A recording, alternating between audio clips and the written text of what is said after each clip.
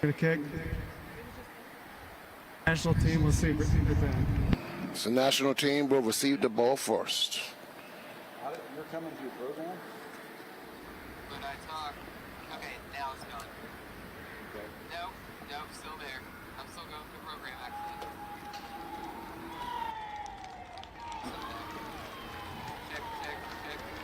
Check. That can't be on our end. Check.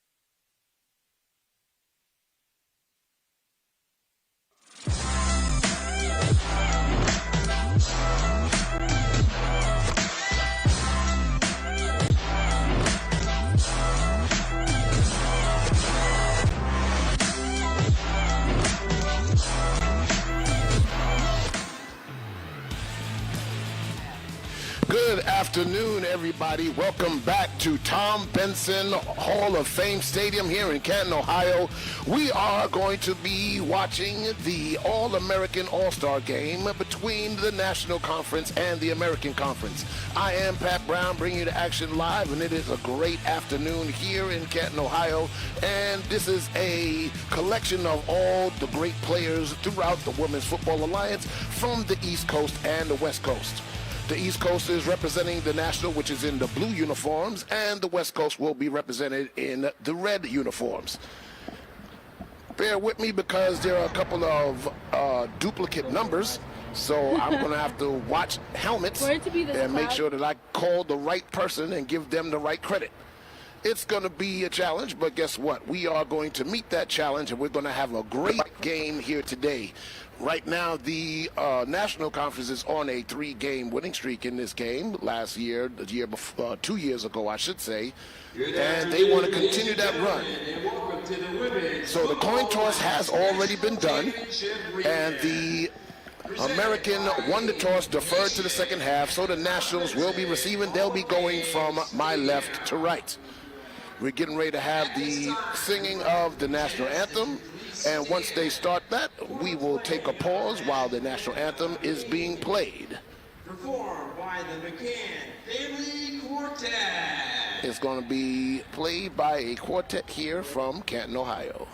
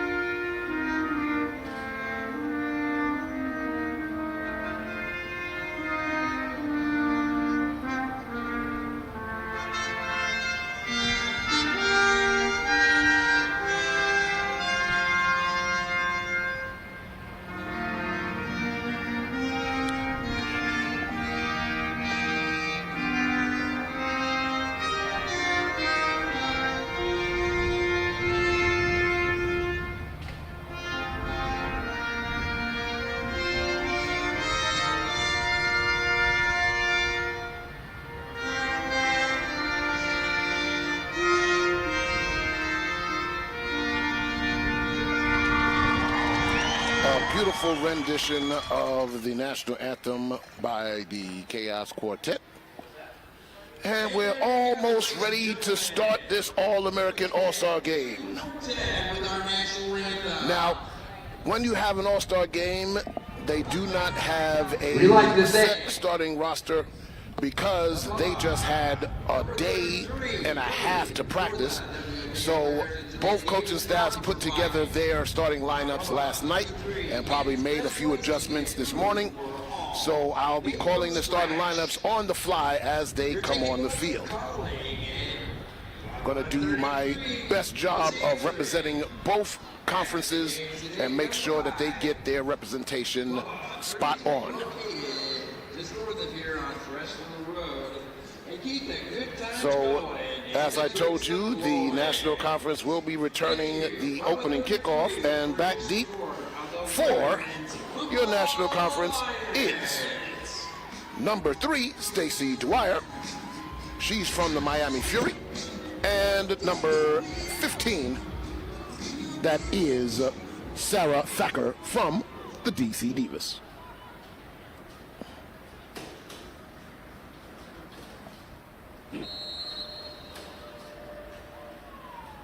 And we're about to start, and there's a kick. It's a short kick, drops down and fumbled, and finally picked up, and still on her feet, and going to be tackled right there by a host of national players, led by number 41, Juliet Turner. Kofer from the Arlington Impact.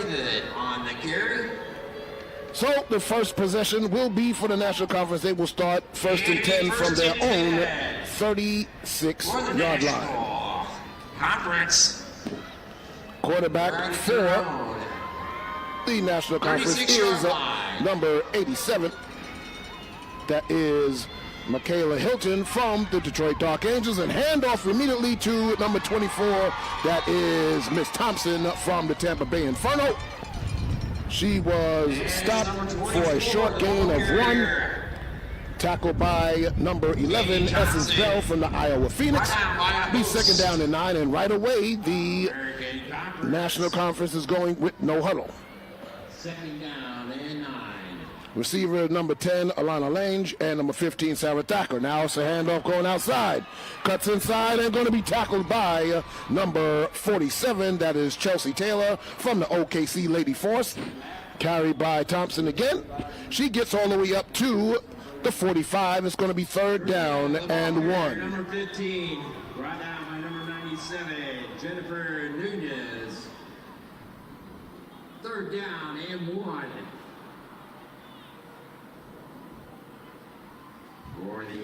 So they line up again, twins this time on both sides. Hand off to Thompson, and we have a flag on the play. So we're going to have illegal procedure against the National Conference.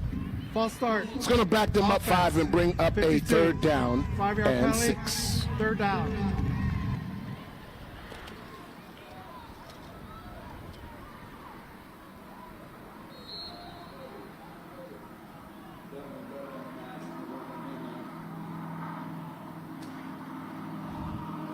So back to pass now. Has time, ball thrown and caught by number 81. That is Treva Mason from the Orlando Anarchy. But it's going to be a short pickup of about 3. It's going to bring up fourth down and 2.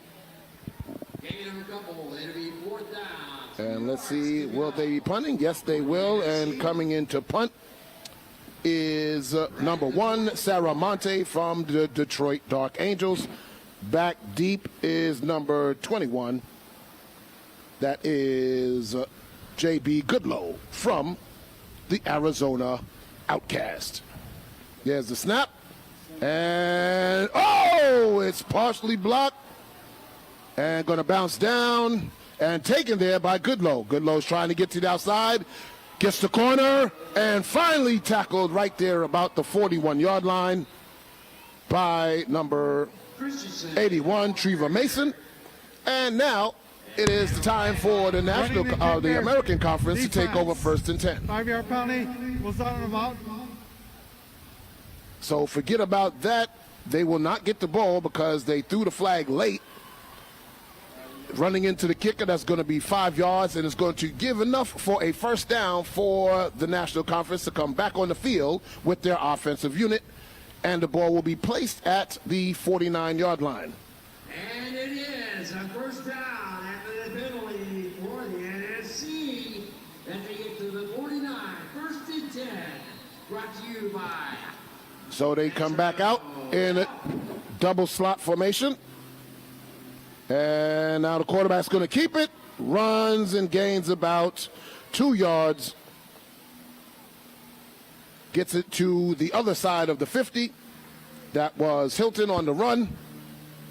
Tackled by number 35, Adisha Butts, and number 48, Teresa Jordan. Butts of the Arlington Impact and Jordan from the OKC Lady Force. Again, same formation, double twins. Thompson to the right of quarterback Hilton.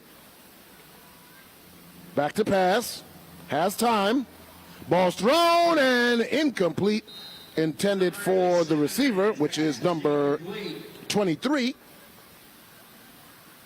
That's Juliet Turner from the Tampa Bay Inferno. It's going to bring up 3rd down and 8 from the 49-yard line of the American Conference. That was Elise Auburn Smith. They stay on the same formation. 3rd down. You have Lange and Jordan on the right. Back to pass. Ball thrown. Incomplete. Intended for Thompson.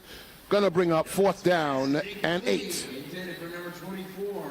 And back on the field will be the punting unit for the National Conference. Again, number 1, Sarah Monte, will be punting, and J.B. Goodlow will be going back deep for the American Conference. The AFC American League Conference. Hopefully the American Conference will lay off the punter and let her punt it. It looks like that's what they're doing. Oh, it's a bad snap. It goes all the way back to the 20. She picks it up, and she gets the kickoff. And it's going to bounce down and taken there by number 41. That is Aledrian Kofer from the Arlington Impact, and they will take over 1st and 10 from the midfield stripe. So on the punt, it goes negative yards for the punt. But that's not the punter's fault. The snap was way overhead. It went 30 yards back, as you see the replay. And now the American Conference will take over 1st and 10. They break the huddle. Quarterback is number 15, Christina Garayu from the Iowa Phoenix. 2 backs in the backfield. Handoff, bounces to the left side. Tries to get around the corner and stopped right there.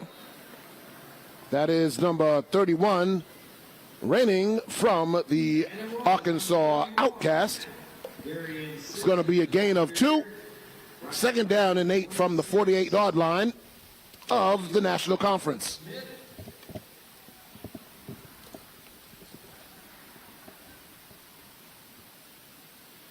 Tackle was number 26, Elsie Smith from the Tampa Bay Inferno. The NSC here at the Hall of Fame Stadium of Tom Benson. They break the huddle. 2 receivers to the right, single receiver to the left, 2 backs in the backfield. Florida formation. And we have a whistle. We have a flag. Offense. 5-yard penalty. 2nd down. Going to back them up 5. Is going to bring up 2nd down and 13. Takes them back to their own 47-yard line.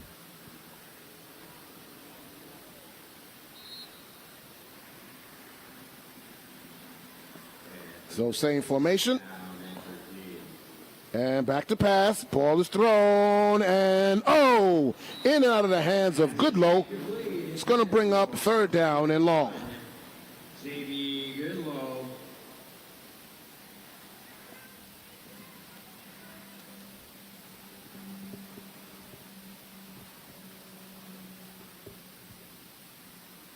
down and 13.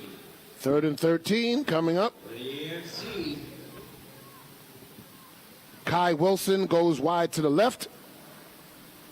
Colangelo and Goodlow to the right, two backs in the backfield. Garayu has it, pitches to Rainin. Rainin goes around the right side, has the corner. Spin move, cuts in, still going. Tries to get to the first down, but is going to stop short at the 44-yard line.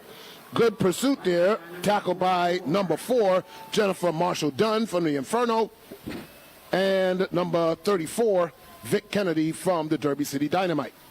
It's going to bring up 4th down and 4, and it looks like the American Conference will be going for it.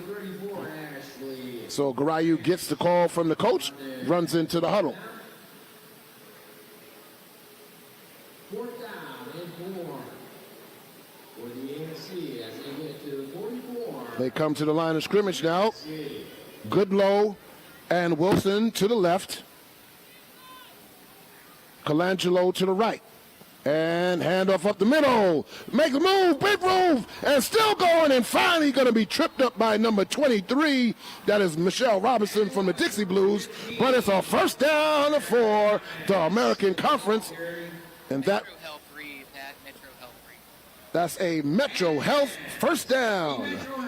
The national championship would not be possible without support from Metro Health, the preferred medical provider of Women's Football Alliance National Championship.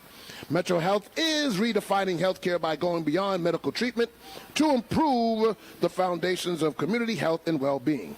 The system strives to become as good at preventing disease as it is as treating it. Thank you to Metro Health and the medical staff here today at the National Championship. 1st and 10 now for the American Conference at the 33-yard line of the American. Now back to pass. Ball thrown and almost picked off by number 7, Jessica Childers from the Miami Fury. Going to bring up 2nd down and 10. She had an opportunity to get that interception. As you see, she jumped the route, and good job by number 5. Oh, sorry, that's number 6, Kimberly Kimmel, who knocked the ball away from her at the last second. So now here comes number 22, Plummer, in at running back. She of the national champion Division II Nevada Storm. She had an excellent game last night as Nevada Storm won their national championship over the Detroit Dark Angels 45-18. Sorry, 42-18. Back to toss to Plummer, and going to be stopped right at the line of scrimmage. Good job by number 60. I had to make out what that number was. Teraya Smith of the Inferno. It's going to be up 3rd down 10 after no gain on the play. No gain on the play. 3rd down and 10. So Raining comes in for Plummer. Ball rests on the 33 of the NFC. Receivers are Goodlow, Wilson, Still no score. Colangelo, and number 6, Kimmel. Twins to the left. Florida right formation. And handoff to Raining. Raining trying to get around the corner. Turns on the speed. Still going. And she gets away. She loses. And will she get enough for the 1st down? No, she's out of bounds at the 26-yard line. She's going to be about 3 yards short, but a nice burst of speed there by Jazzy Raining from the Outcast. Forced out of bounds by the cornerback. Gain of 7. It'll be 4th down and 3. That was number 4 on the force out, Marshall Dunn. The 26. So definitely in 4-down territory. 4th down and 3 from the 26-yard line of the National Conference. Come out wide, Twins to the left. Single receiver to the right. 4th down. And we have flags on the play. And unfortunately, a legal procedure against the American Conference. Going to back them up 5. Offense. It's going to make it. Number 54, 5-yard penalty. Reigns 4th down.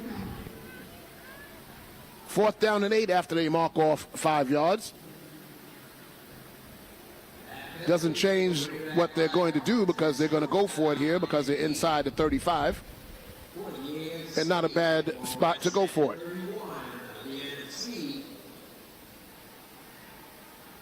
So Kai Wilson, J.B. Goodlow go to the left. Up top is Kimmel. Two backs in the backfield, Raining. Back to pass, quick screen, thrown. Good job of defense. Oh, she slips away, dives forward, but not going to be enough. It's going to be a turnover on downs as the National Conference will take over 1st and 10 right from their 29-yard line. So both offenses, you know, are going to have some sputtering because they've only had 1 day and a half of practice. So you're not going to see complete efficiency, but they're doing the best they can. So now in at quarterback is La Essence Houston Buckler of the Derby City Dynamite. Back to pass, ball thrown, caught by number 81 from the Arlington Impact, of the Orlando Anarchy, I should say. And it's going to be a first down all the way up to the 48.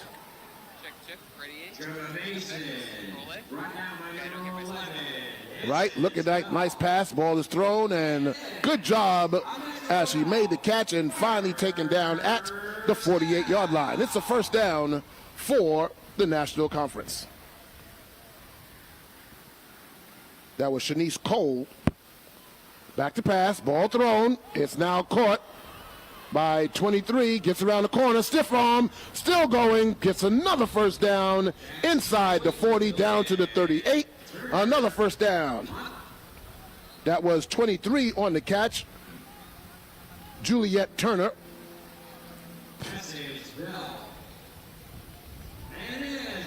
So now they line up again. They go no huddle. Candice Thompson in the backfield. And we have timeout by the American Conference. AFC, their first Sarge team timeout of the half. Today's game is fueled by TYM Performance, the official nutrition partner of the Women's Football Alliance. TYM Performance uses science and education to help the body recover and perform at peak levels. Thank you to TYM Performance for helping to power the WFA all the time. The K tape has been provided by TYM. It's the official kinesiology tape of the WFA and a proud sponsor of women's sports everywhere. So it's the first charge timeout for the American Conference. They have 2 left. The American has all 3. The National has all 3.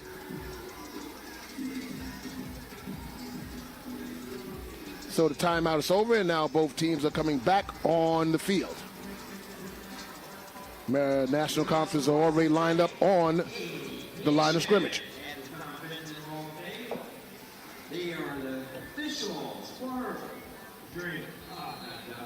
Now they line up, twins on both sides. Motion across, fake. Now the quarterback's going to keep.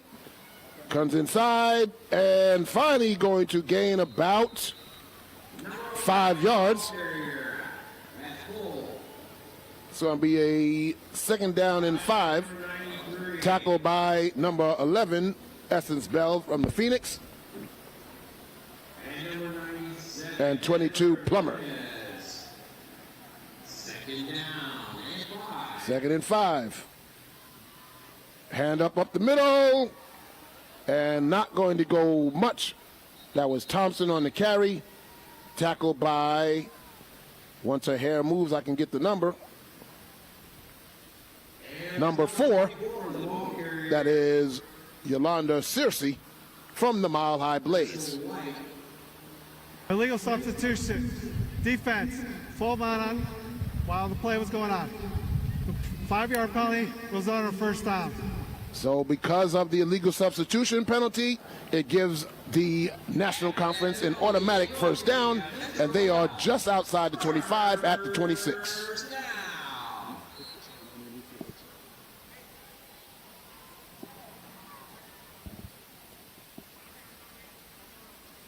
And back to pass. Has time. Now she's under pressure. Rolls to the right. Now she's going to run and dives and gets to about the 20.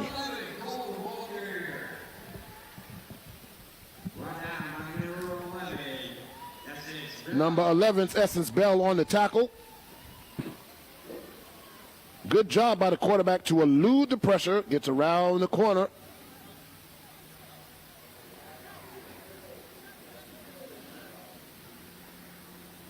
The number on the jersey is number 11, but the helmet is not matching the name on the roster, so I do not know who the quarterback is for the National Conference. Back to pass. Ball's thrown into the end zone and knocked away at the last second by number 17. That is Willie, Missouri, from the Capital Pioneer. She had a step on the corner. Just if you put a little bit more arc on it, as you'll see in the replay. Nice pass, but if she put a little more air, the receiver had to slow up and come back. That gave the defender a chance to knock the ball away, and now it's going to be third down. Back to pass again. Ball thrown, this time in the end zone, and caught for the touchdown by number 10.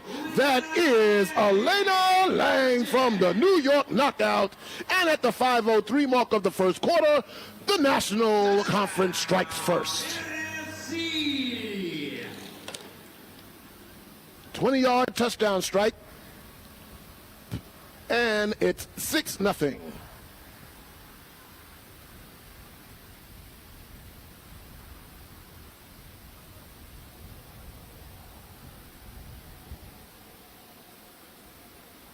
Extra point attempt coming.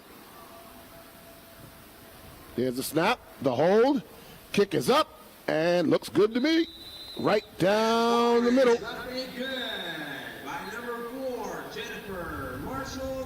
Jennifer Marshall Dunn on the kick, and it's now 7-0 National. The NFC at 7, the AFC at 0. So 5 minutes, 3 seconds left to go in this first quarter of the All-American All-Star game. National has the lead, 7-0. So beautiful afternoon here in Canton, Ohio. If you did not have a chance, you should come out to Canton, Ohio and visit the NFL Pro Football Hall of Fame. Great history, great knowledge of the history of the NFL and all the superstars who have been enshrined. I had a great experience walking around the halls and going to all the video presentations that they had. And it's a great thing for me because today I am celebrating my birthday. So it's great to have a dream come true. Come to the NFL Pro Football Hall of Fame as the kick is taken. Nice kick, high, and it's going to settle down by Raining. Raining at the 20, 25, 30, has a seam. Oh, and a hard, high tackle. But she gets it all the way up to the 37-yard line where it's 1st and 10 for the American Conference.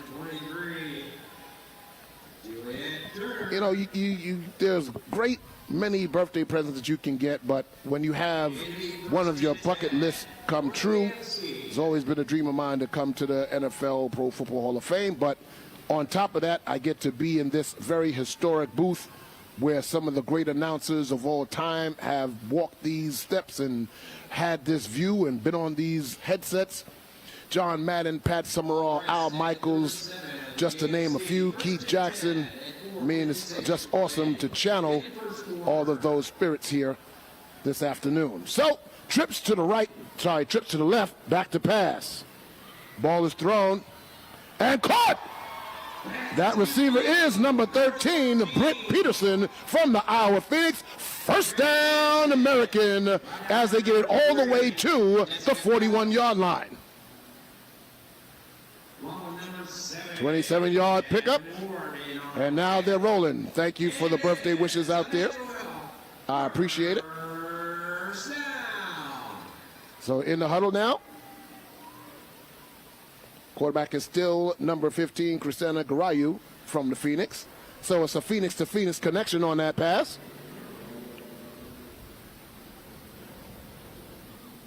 Oh, a whole lot of movement on the line of scrimmage, and we'll see who is going to be called on.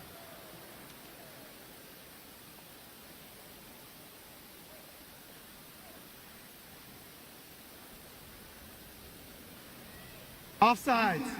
Defense, 74. 5-yard penalty. First down. So as you heard, it's going to be a 1st and 5 for the American Conference, and that moves the ball up to the 36-yard line. And this is deja vu for the American Conference because this is where their first drive stalled, right here on the 36-yard line of the National Conference. Bunch to the left, high receiver to the right, one back in the backfield. And again, we got offsides. But we'll see who is going to be called on. Ball start. Offense, number 13. 5-yard penalty. First down. So as the defense giveth, the offense has taken it away as they lost the 5 yards that they gained on the previous penalty. So it's still going to be 1st down and 10. Now it's back to the 41-yard line. 3 minutes, 55 seconds and counting left in this first quarter.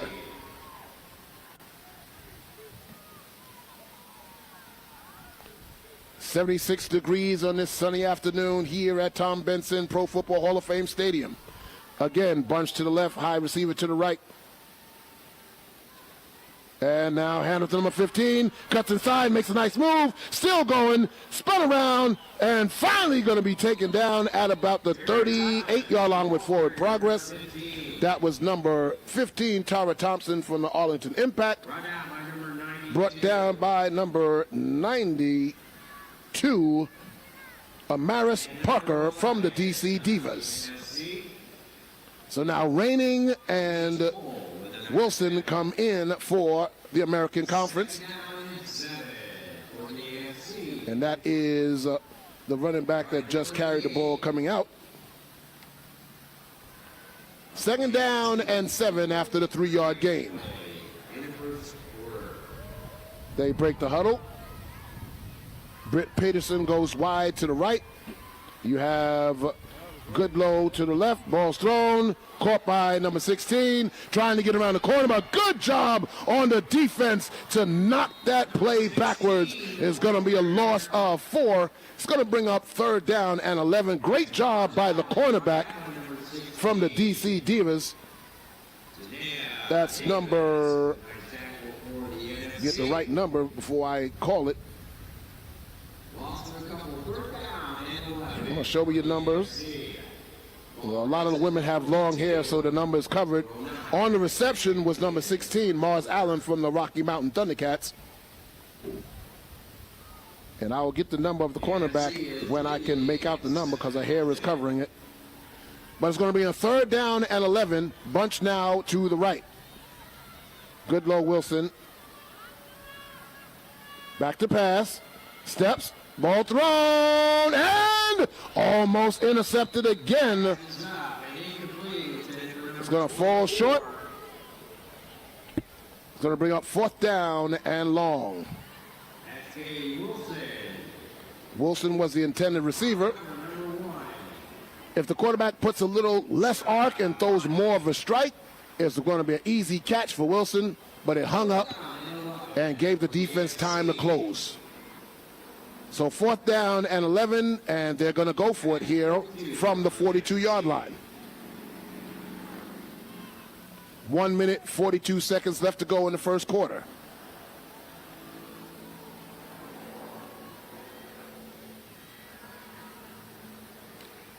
Girton, Wilson, and Goodlow high to the right. Back to pass. Ball thrown, and again, too much air on it, giving the defender time. It's going to be a turnover on downs, and the national team will take over 1st and 10. Line of scrimmage will be their own 42-yard line.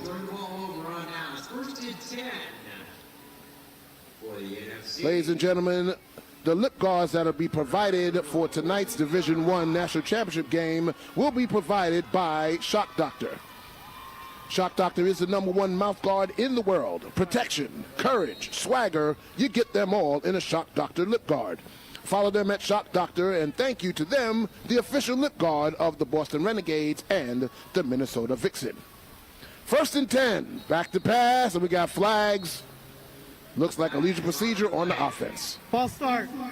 Offense, number 81. 5-yard penalty, first down. So it's going to be 1st and 15 for the National Conference. Backs them up to the 37-yard line. That penalty will drop the NFC back 5 more yards. Still first down. Alana Lange on the right. Thacker to the left. Double tight end. Thompson in the backfield to the left of Hilton. Back to pass, and we have flags again. Oh, another legal procedure. False start. Offense, number 50. 5-yard penalty, first down. So now it's 1st and 20 as the Nationals are going backwards.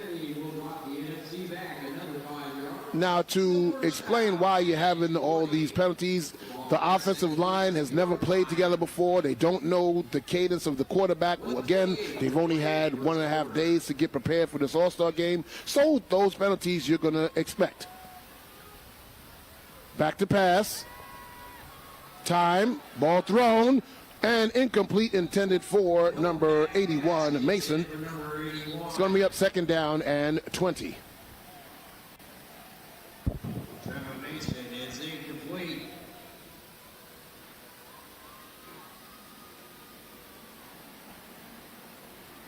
I see the coaches signaling in the plays. Double tight end. 2 receivers to each side. Thompson to the left of quarterback Hilton. Ball's at the 32 for the NFC. And toss to Thompson. They're going to get chased. A lot of pursuit there by the American Conference, and she loses a yard. So it's going to be 3rd down and 21. Good pursuit there by 35 Hassa Weathered from the Dallas Elite Mustangs. Also assisted by number 11, Essence Bell of the Phoenix. 3rd down and long. 55 seconds and counting left in this first quarter. So now the play comes in. You have Mason and Lange wide to the right. Now Mason goes to tight end. Back to pass. Ball thrown up. Has a step and caught. And at the 40, the 35, the 30. Can she be caught? Yes, she has. It's going to be all the way down to the 8-yard line. Great pursuit by number 15, Tara Thomas, but it's a long pass completion. 1st down and goal for the National Conference. 32, Sabrina Kirby. And it is a 1st and goal for the NFC. Brought to you by Metro. 1st and goal now at the 8.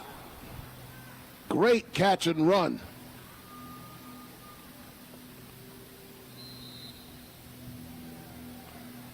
And that's the end of the first quarter. Here End of the first quarter.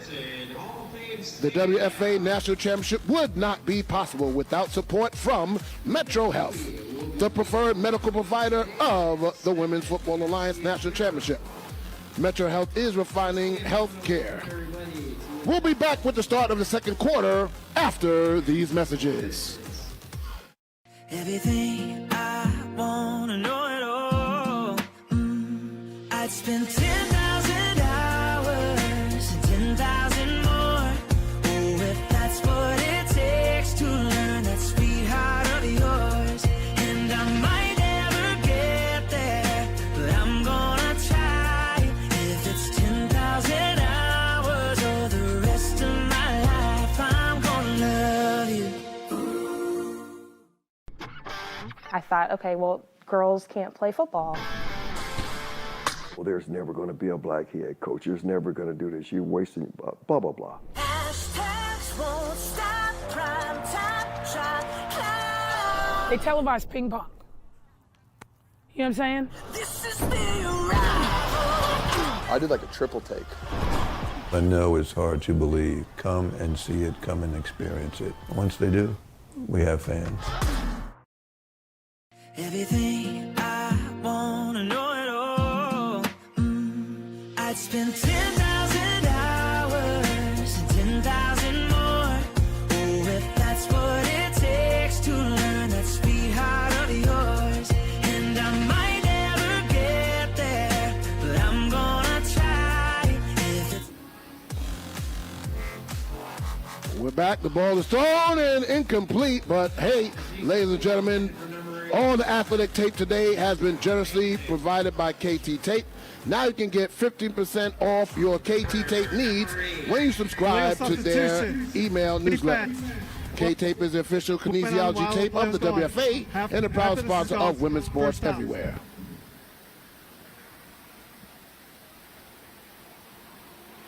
Penalty against the defense. It's going to put the ball inside the 5 to the 4. First down and goal for the National Conference. First down and goal for the NFC as they get to the 4-yard line of the AFC. Hilton at quarterback. Hand off to Thompson. Thompson around the right side. Still going. Stiff arm. Still going. And finally corralled at the 3. That's a hard 1-yard gain for Miss Thompson from the Inferno of Tampa Bay. Good job by number 17 from the Pioneer, Missouri. And a host of other tacklers. As you see, the pursuit was very good. 24. Here's the White. Second down and goal from the 3. Third or second down and 3. Twins to the left.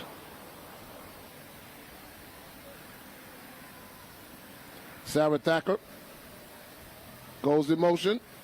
Handoff. And tripped up. Oh, she got tripped by one of the linemen and fell down right at the 4, so it's going to be third down and goal. She had a brief crease, but she tripped up.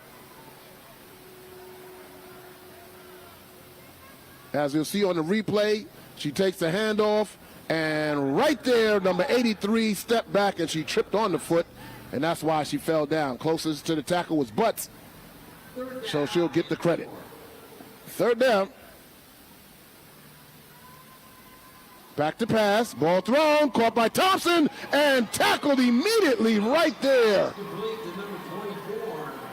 That was number 11 on the tackle, Essence Bell, denying the reception to get into the end zone. And it's going to be fourth down and goal. Now, will they attempt a field goal or will they go for 6?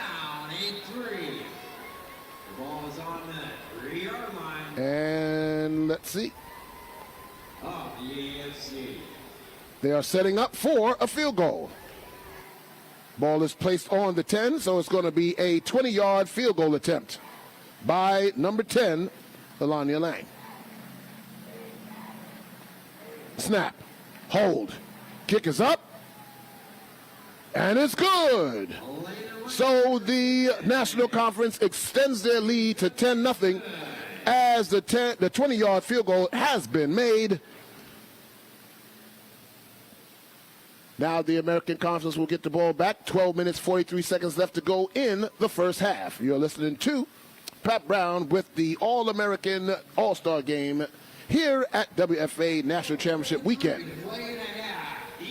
Ladies and gentlemen, I want to let you know that you can tune in tonight for the premier game of this weekend. It's the Division I National Championship between the Minnesota Vixen, 23 years existence here in women's football, chasing their first national championship against the two-time defending Boston Renegades. That game will be at 6 p.m.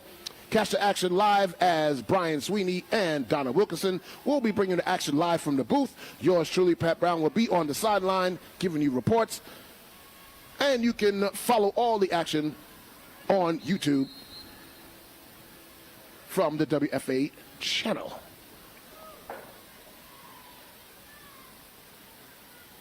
And here's the kick.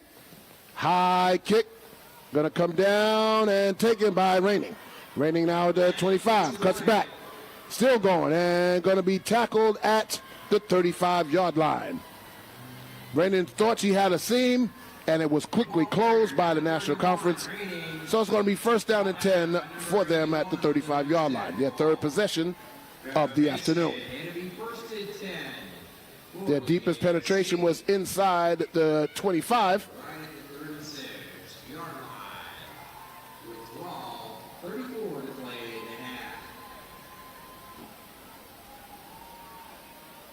In the huddle. And now they break the huddle. Now in at quarterback is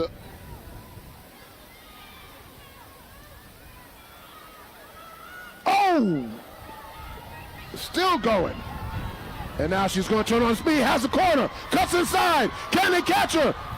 Yes, they can, all the way down to the 38-yard line.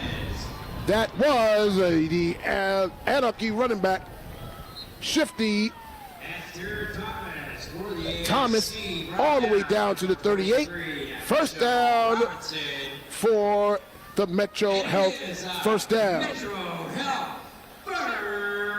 Metro Health is refining healthcare by going beyond medical treatment to improve the foundations of community health and well-being.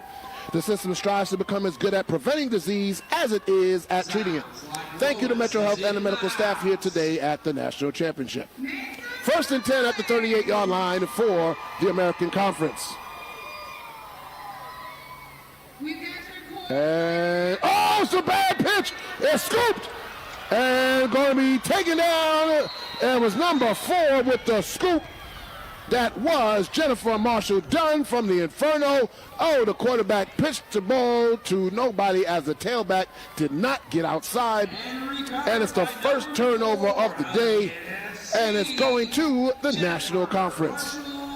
Here's the replay. She tosses it, but the running back, I don't think she remembered it was going to be a toss play because she stepped up. But good job by number 4 to pick up the loose ball. And now the National will take over 1st and 10 from the American 40-yard line.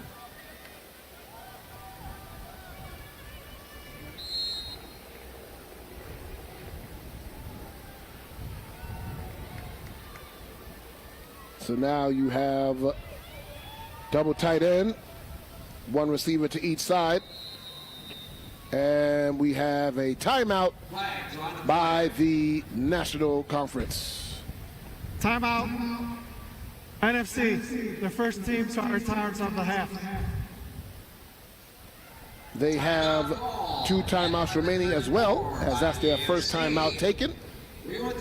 11 minutes, 34 seconds left to go in this first half. The NFC leads 10-0. And the tickets are 3 for $5, or a single ticket is for 2. Ladies and gentlemen, I'm doing the best job of trying to get the numbers and the names of the players. Some numbers are not matching on the roster, so that's why I'm not pronouncing their names. I'm trying to identify the helmet. At least I can give you the team of the player that is on the field.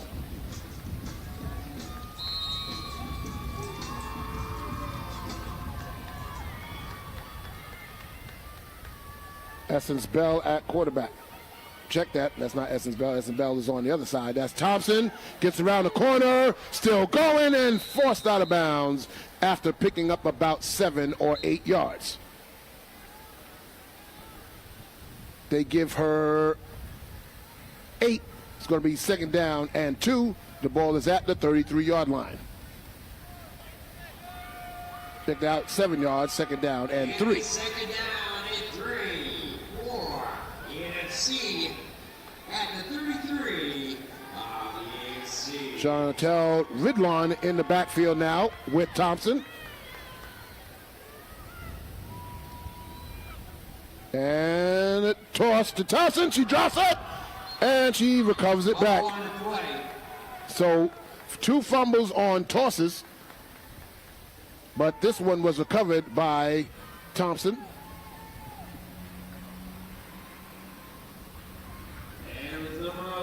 A little confusion as she thought it was going to go off tackle, but it was a toss. She did a good job of making sure that it did not get away from her.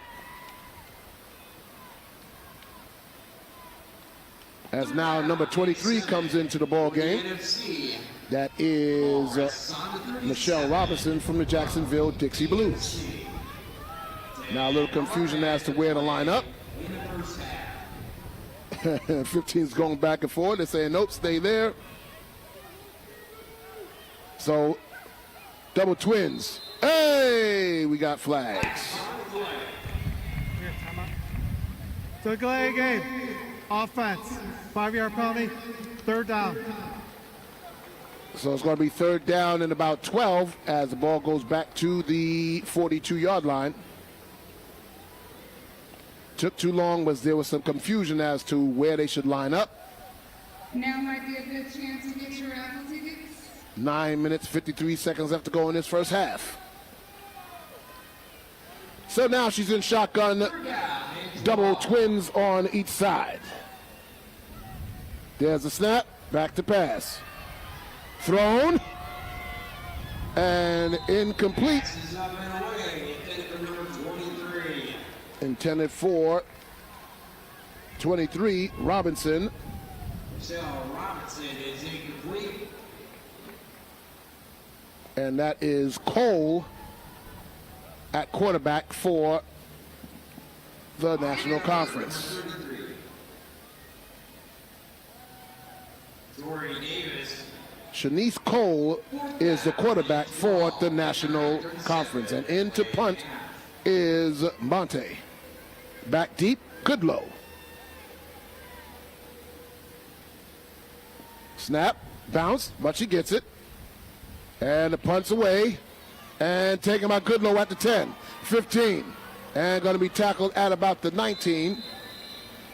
9-yard return as the American Conference will take over 1st and 10. 9:30 left to go in the first half. They're trailing 10-0.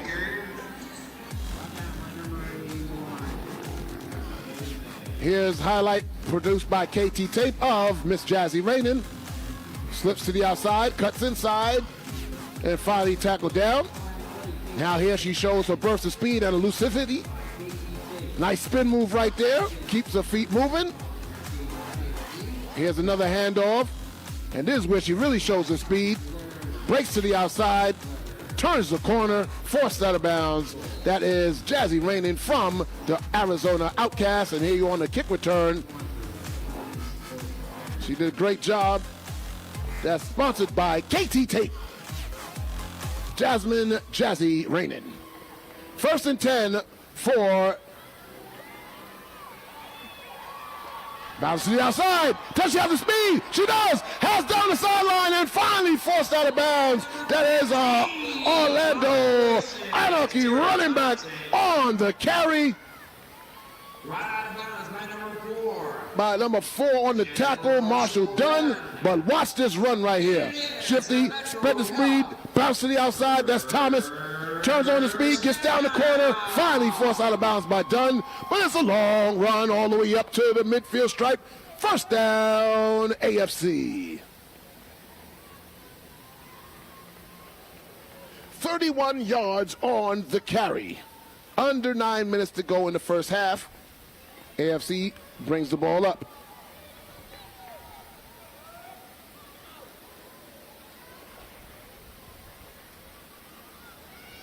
Handoff up the middle, and not going to go anywhere as they were stacked up in the middle, led by number 41 from the DC Divas.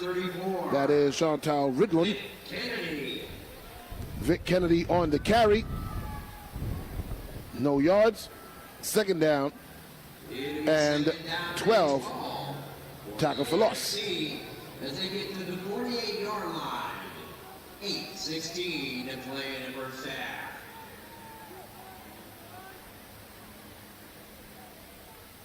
Taking a long time in the huddle.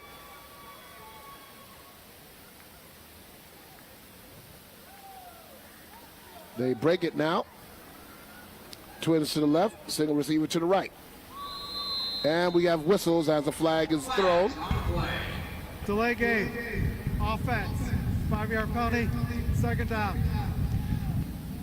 You're going to see a lot of delayed games and offsides because of the lack of consistent practice and the non-continuity between the players. And that's what you get from All-Star games. So second down and long. And handoff up the middle. That's Raining, still going and going to get all the way up to the 42-yard line. It's going to bring out third down and 13. Tackled by number 23. That is Michelle Robinson from the Dixie Blues. Number 34, Nick Kennedy. It'll be second down and 17 for the AFC as the ball rests at the 43 with 7 minutes, 10 seconds left to go in the first half. AFC trailing 10-0.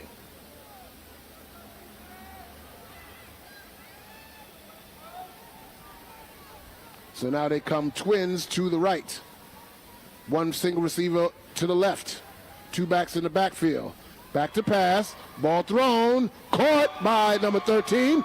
And she's getting close to the first down, but going to be just a little short. Gain of 11.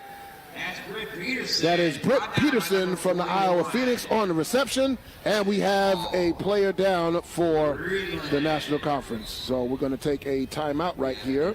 Official timeout as Official he's being looked timeout at. for injury on defense. Did not catch the number. There we go. It is number 34 that is down. That is Vic Kennedy from the Dynamite. Again, you never want to see any player get hurt. These women have full-time jobs, families, careers, and they play this game because of love of the sport.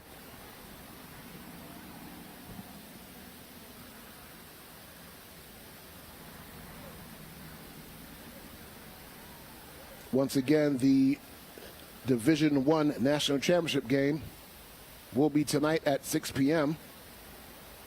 between the Minnesota Vixen and the Boston Renegades. Ryan Sweeney, Donna Wilkerson will be bringing you the broadcast live from the booth. I'll be on the sideline as a sideline reporter. 6 p.m. is the time of the game. It's always great to see these kids get back up. I'm glad that she's up, but she's being assistant coming off the field.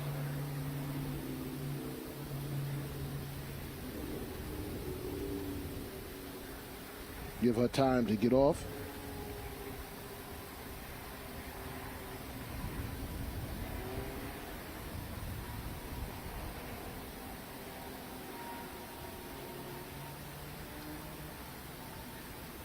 Back to action, it'll be 4th down and 2 yards to go for the AFC, and ball's on the 42 on the NFC.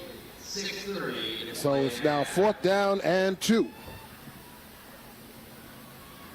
And handoff, and she has the first down and more. Breaks to the outside, has a block, goes down the sideline, and touchdown AFC! 23, touchdown! That's number 23. I believe that's Peyton Goody from the Zydeco Spice. I'm not sure, but we will recheck that. But what a great run. A 42-yard touchdown run by number 23, and now it is 10-6. National up. Here's the run right here. Nice inside handoff. Splits outside. Nice eluding the tackle. Good block by number 13, and is off to the races. Another good block there, and she's in for the score. Nice end zone look right here. And you see the blocks develop as she goes all the way in for the score. And the last name on number 23 is Mosley. That is Desiree Mosley from the Dallas Elite Mustangs on the touchdown.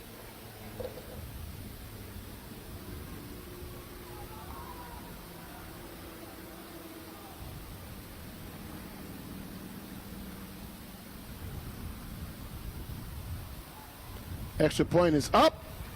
And no good, goes wide to the left. But They finally get on the board, and it's now 10-6.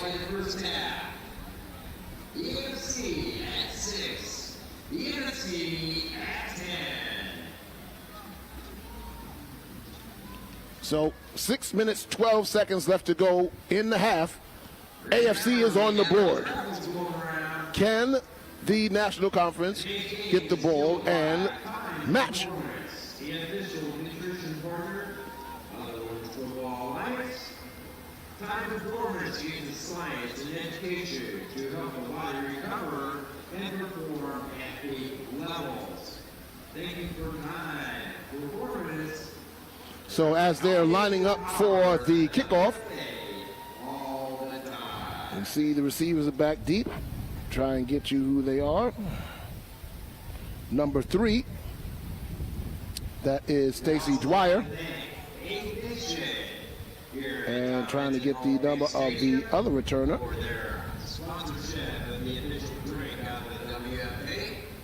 Can't tell right now.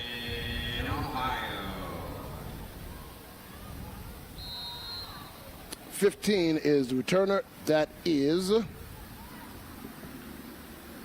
Desiree Trevino. There's a kick. High, going to be taken there by number 3. Has a wedge, gets the sideline, tries to make a move, and finally going to get up to about the 41-yard line where she's forced out of bounds, where the National Conference will take over 1st and 10. Dwyer on the kick return.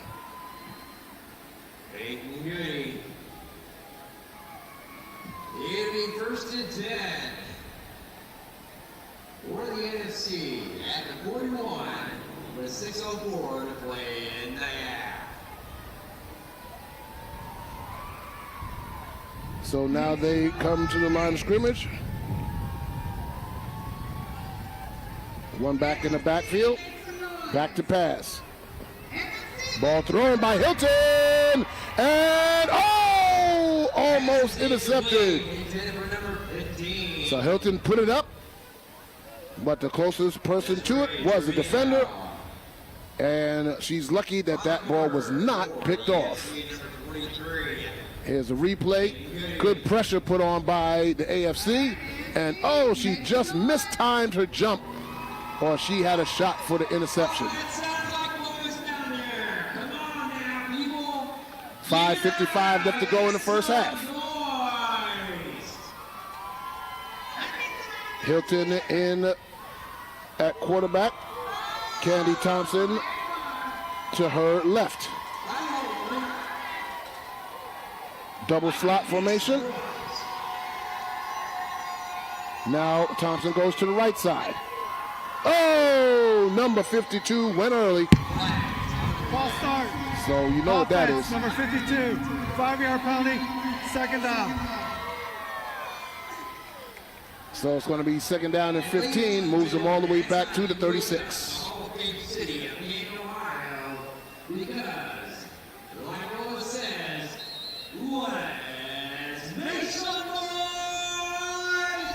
So now they come to the line of scrimmage.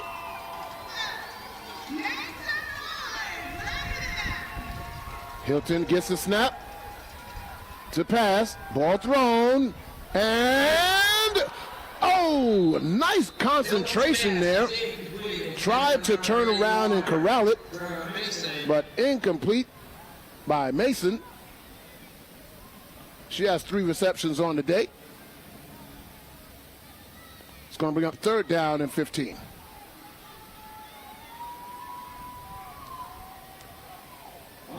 Same formation. Hilton waiting for the snap. Has time. Ball thrown and jump ball. Good 50-50 ball, but the defender knocked it away at the last second. Going to bring up 4th down. That was number 8.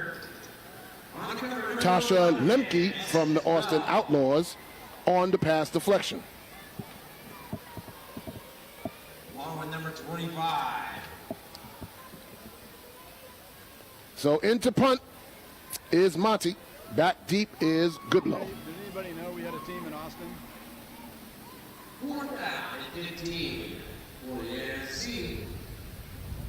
Waiting for the snap.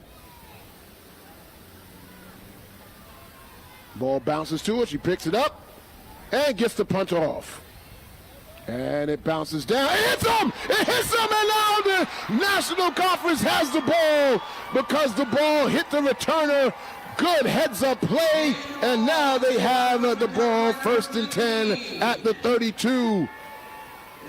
Trevino on the recovery. That's why they call special teams special. Watch it, the ball bounces and hits the blocker who was going back to block for Goodlow and recovered by the NFC. We have a muff that was recovered by the kicking team. 1st down, NFC. So NFC now has the opportunity inside the 35. 1st and 10.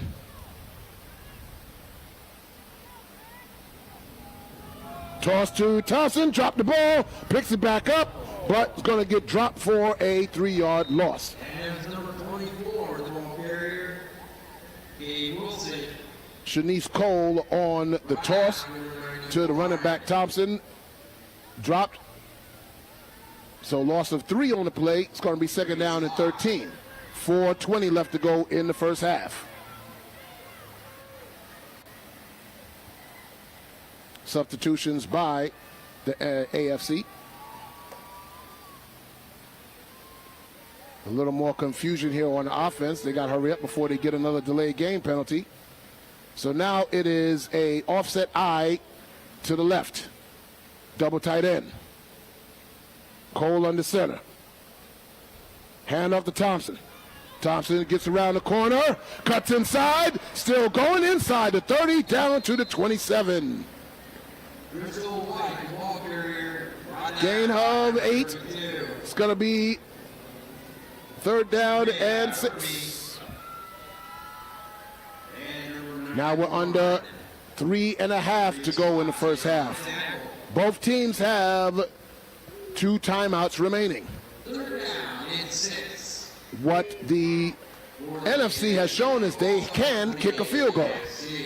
So they don't necessarily have to go for a touchdown, but I'm sure they're going to try. We have flags as it looks like movement on the offense. Ball starts. Offense number 3.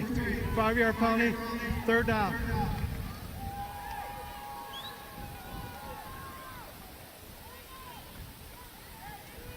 Exactly 3 minutes, 15 seconds left to go in the half. Timeout. NFC. Timeout called by NFC, their 2nd timeout of the afternoon. They have 1 timeout remaining. For tonight's national championship game in Division I, the lip guards for both the Boston Renegades and the Minnesota Vixen have been provided by Shock Doctor, the #1 mouth guard in the world. Protection, courage, swagger, get them all in a Shock Doctor lip guard. Follow them at shockdoctor.com. Thank you to them, the official lip guard of the Boston Renegades and the Minnesota Vixen. Give you a rundown of the first 2 games last night. The Division III National Championship was won by the Derby City Dynamite over the Arizona Outcasts by the score of 30-20. Followed that by the Division II National Championship game between the Nevada Storm and the Detroit Dark Angels, which was won by the Nevada Storm by the score of 42-18, and the Nevada Storm becoming the first women's team to win a national championship in one division, then moving up the next year to a higher division and winning the national championship the next year. 3rd down and 11. Back to pass by Cole. Cole under pressure, still under pressure, stiff arm, gets away. Now she has room to run. And still running, pushing forward, and finally knocked out of bounds at the 23 or 24. And it's going to be a 4th down and short. Searcy on the tackle.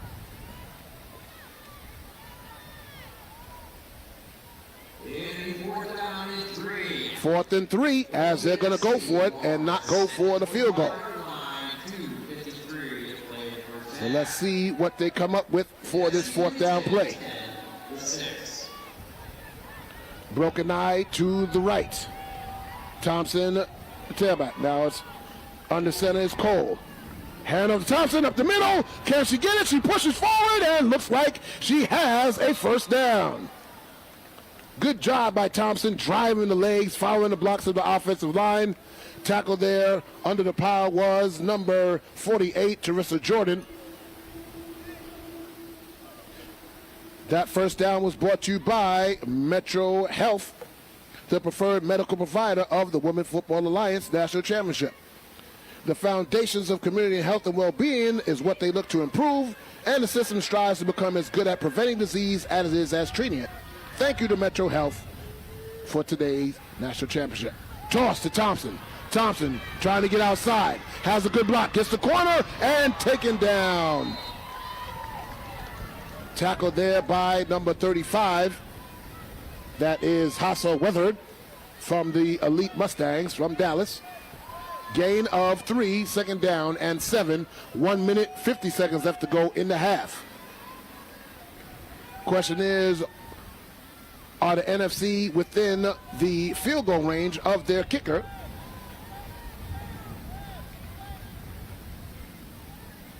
But they still have some time and 1 timeout remaining to try and get the ball in the end zone.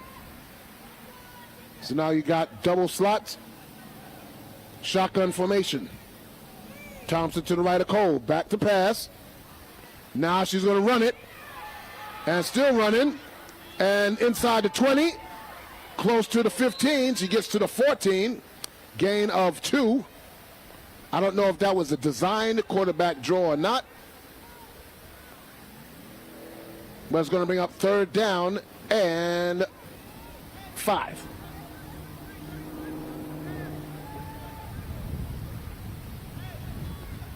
Cole looking at a wrist coach to get the play. Dwyer looking in as well. Sends Dwyer and the fullback to the left side. 23 now in the backfield. That is Juliet Turner from the Inferno. She's to the left of quarterback Cole. Mason to the right. Back to pass. Incomplete. It's going to bring up fourth down, and will they go for the field goal? Let's see. Yes, they are. They're going to attempt a field goal. Line of scrimmage is a 14. Ball should be placed on about the 21 or 22. We'll look to see where they spot it.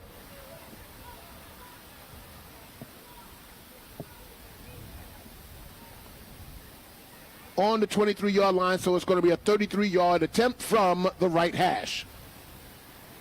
Number 10, Lang to attempt. She's made one from 20 yards early in the second quarter. Snap, hold, kick is up, line drive. No good, under the crossbar. So with 27 seconds left to go in the first half, the lead stays for NFC 10, AFC 6. So the ball will be taken over by the AFC. They have 2 timeouts remaining, 27 seconds. Now, depending on the tactic of the coaching staff, they can do a number of things. They can take a knee, run out the clock, or they can put the ball in the air and try and get the ball downfield, hope for a pass interference penalty. You do still have 2 timeouts remaining.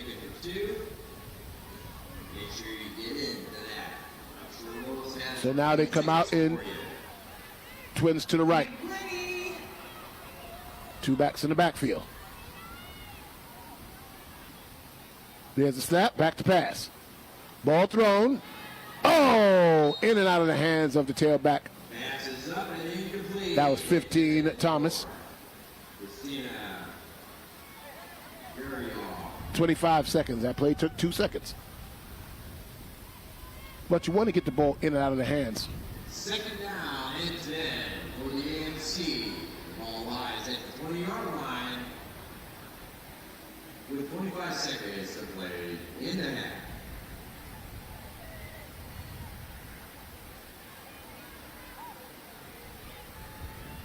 So they lined up now. Twins to the right again. Back to pass. Under pressure and knocked down. The ball comes out. Who recovers? It's going to stay AFC, but that should run out the clock. 10 seconds left. And they call their timeout with 8 seconds left. Timeout, AFC. Their third and final of the half. Timeout call on the field. And 8 seconds to play in the half.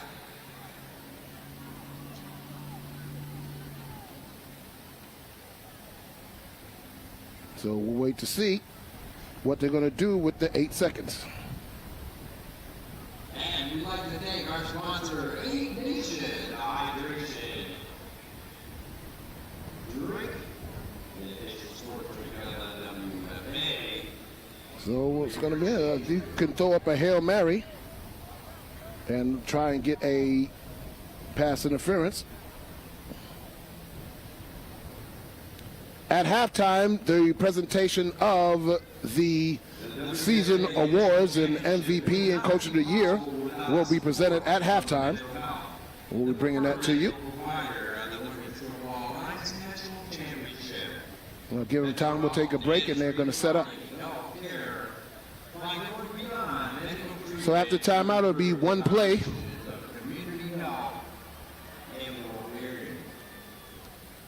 The system strives to become good and prevent disease.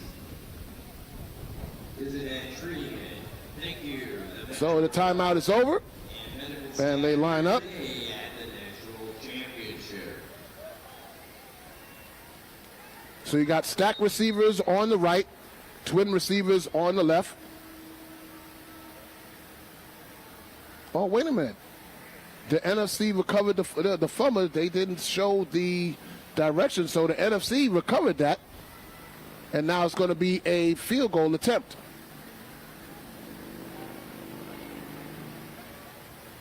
So now what's going on? So now the field goal On the team previous comes play, off. with simultaneous recovery, by rule, it goes to the offense. Oh, okay. There we go.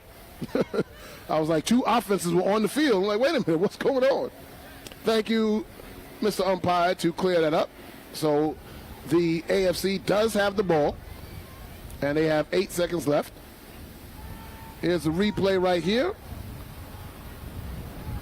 And the ball was out, but she did recover the fumble. As you see right there, she pulled it in right before number 74 got a chance to get it. Back to pass. Ball thrown up and intercepted. Can she get into the end zone? No, she can't. But that is the end of the first half. NFC 10, AFC 6. Another turnover, but very entertaining first half. So stay tuned for the presentation of the MVPs at halftime. It's Pat Brown at halftime, NFC 10, AFC 6. We'll be back. Everything I wanna know it all. I'd spend 10,000 hours and 10,000 more. Oh, if that's what it takes to learn that sweetheart of yours. And I might never get there, but I'm gonna try. If it's 10,000 hours or the rest of my life, I'm gonna love you.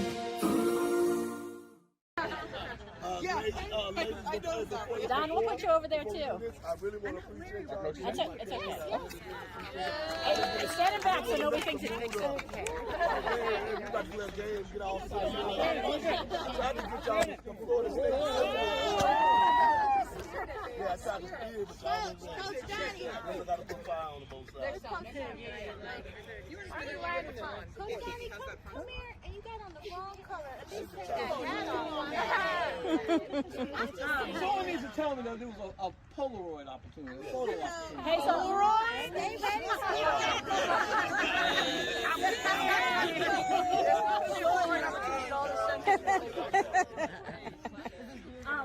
So first of all, I want to say congratulations on the championship, you guys. it was one of the best 4 quarters you guys have put together. And I heard from a few of you that maybe that was the best defense or team that we played against. I'm not sure, having not been out on the field, but regardless of how good or bad they were, you guys were on point. And that, to me, is more important than anything else, because as Coach always says, our best competition is at practice. And all of your hard work is paying off. And it's paying off big. It's paying off with the championship. And so with that, we found out today that Bob Kraft and the Patriots want to fly us to the game.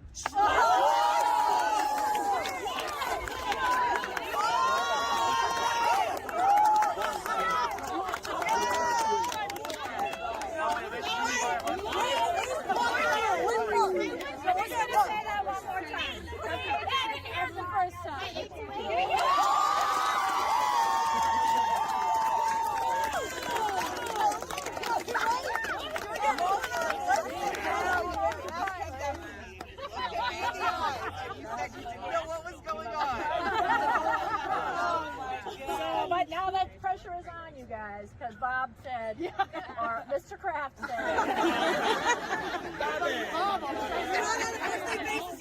we don't have a ride home if we don't win.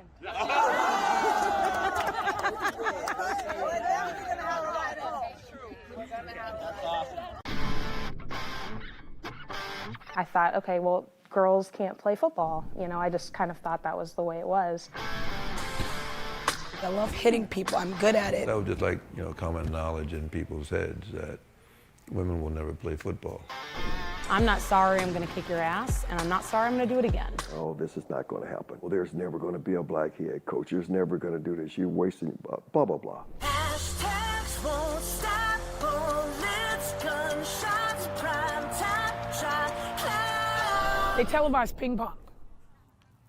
You know what I'm saying? This is the arrival.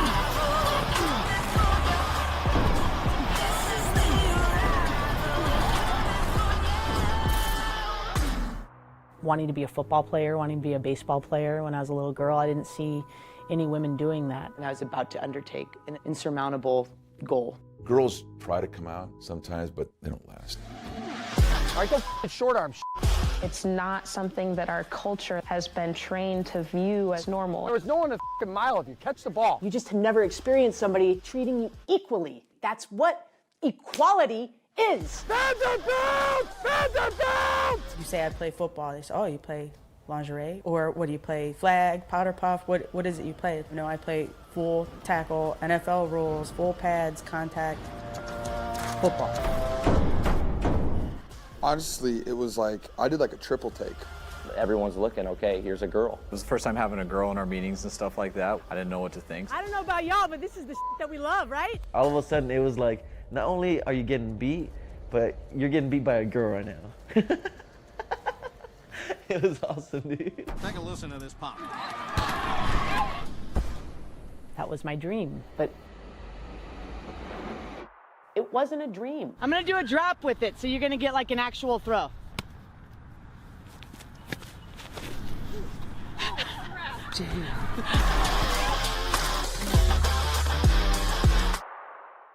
So I'm here with head coach Chris Garza and quarterback number 12, Mo Etchen. I want to thank you both for joining me today. Thank you for having us. Well, thank you for having us.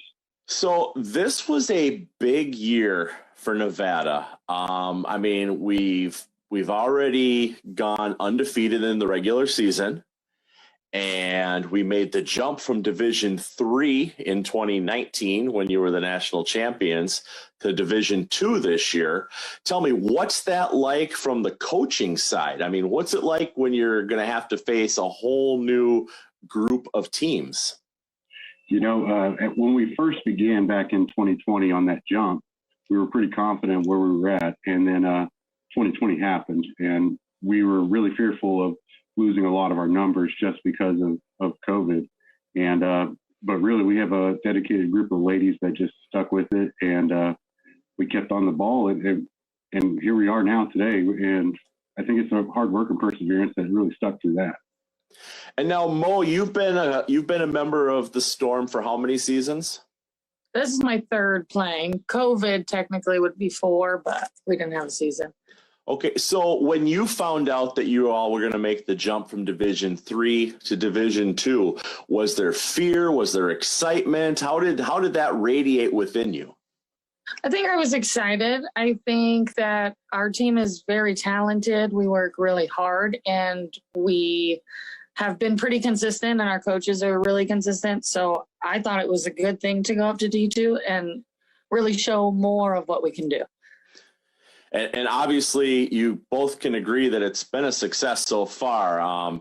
You even knocked off the American Conference champions from the last 2 years running, the Cali War. What was that like, taking on a D1 team that has such a great reputation and coming away with the victory?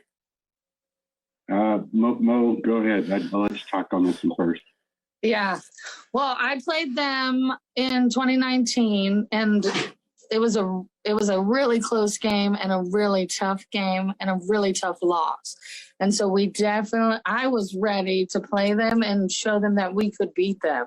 And I was really confident in our team, and we were working so hard. I think there is a handful of vets this was the game we wanted to really show out and prove that we're here. It's Nevada Storm. Yeah, I agree with Mo. That was the one game that there were ladies on our team that practiced or worked out for almost 2 years straight just for Cali War. So it was a very exciting game. Yeah, it was a great game to watch. I saw a few clips from that game, and I mean, it was I don't want to use the word total dominance, but I mean, it was definitely the fight was there. I mean, you could see the fight with every snap of the ball. It was a lot of fun to watch. Now, Mo, you said you've been playing here for a couple of years, quarterback. Now, you said you haven't always been quarterback. What was your position prior?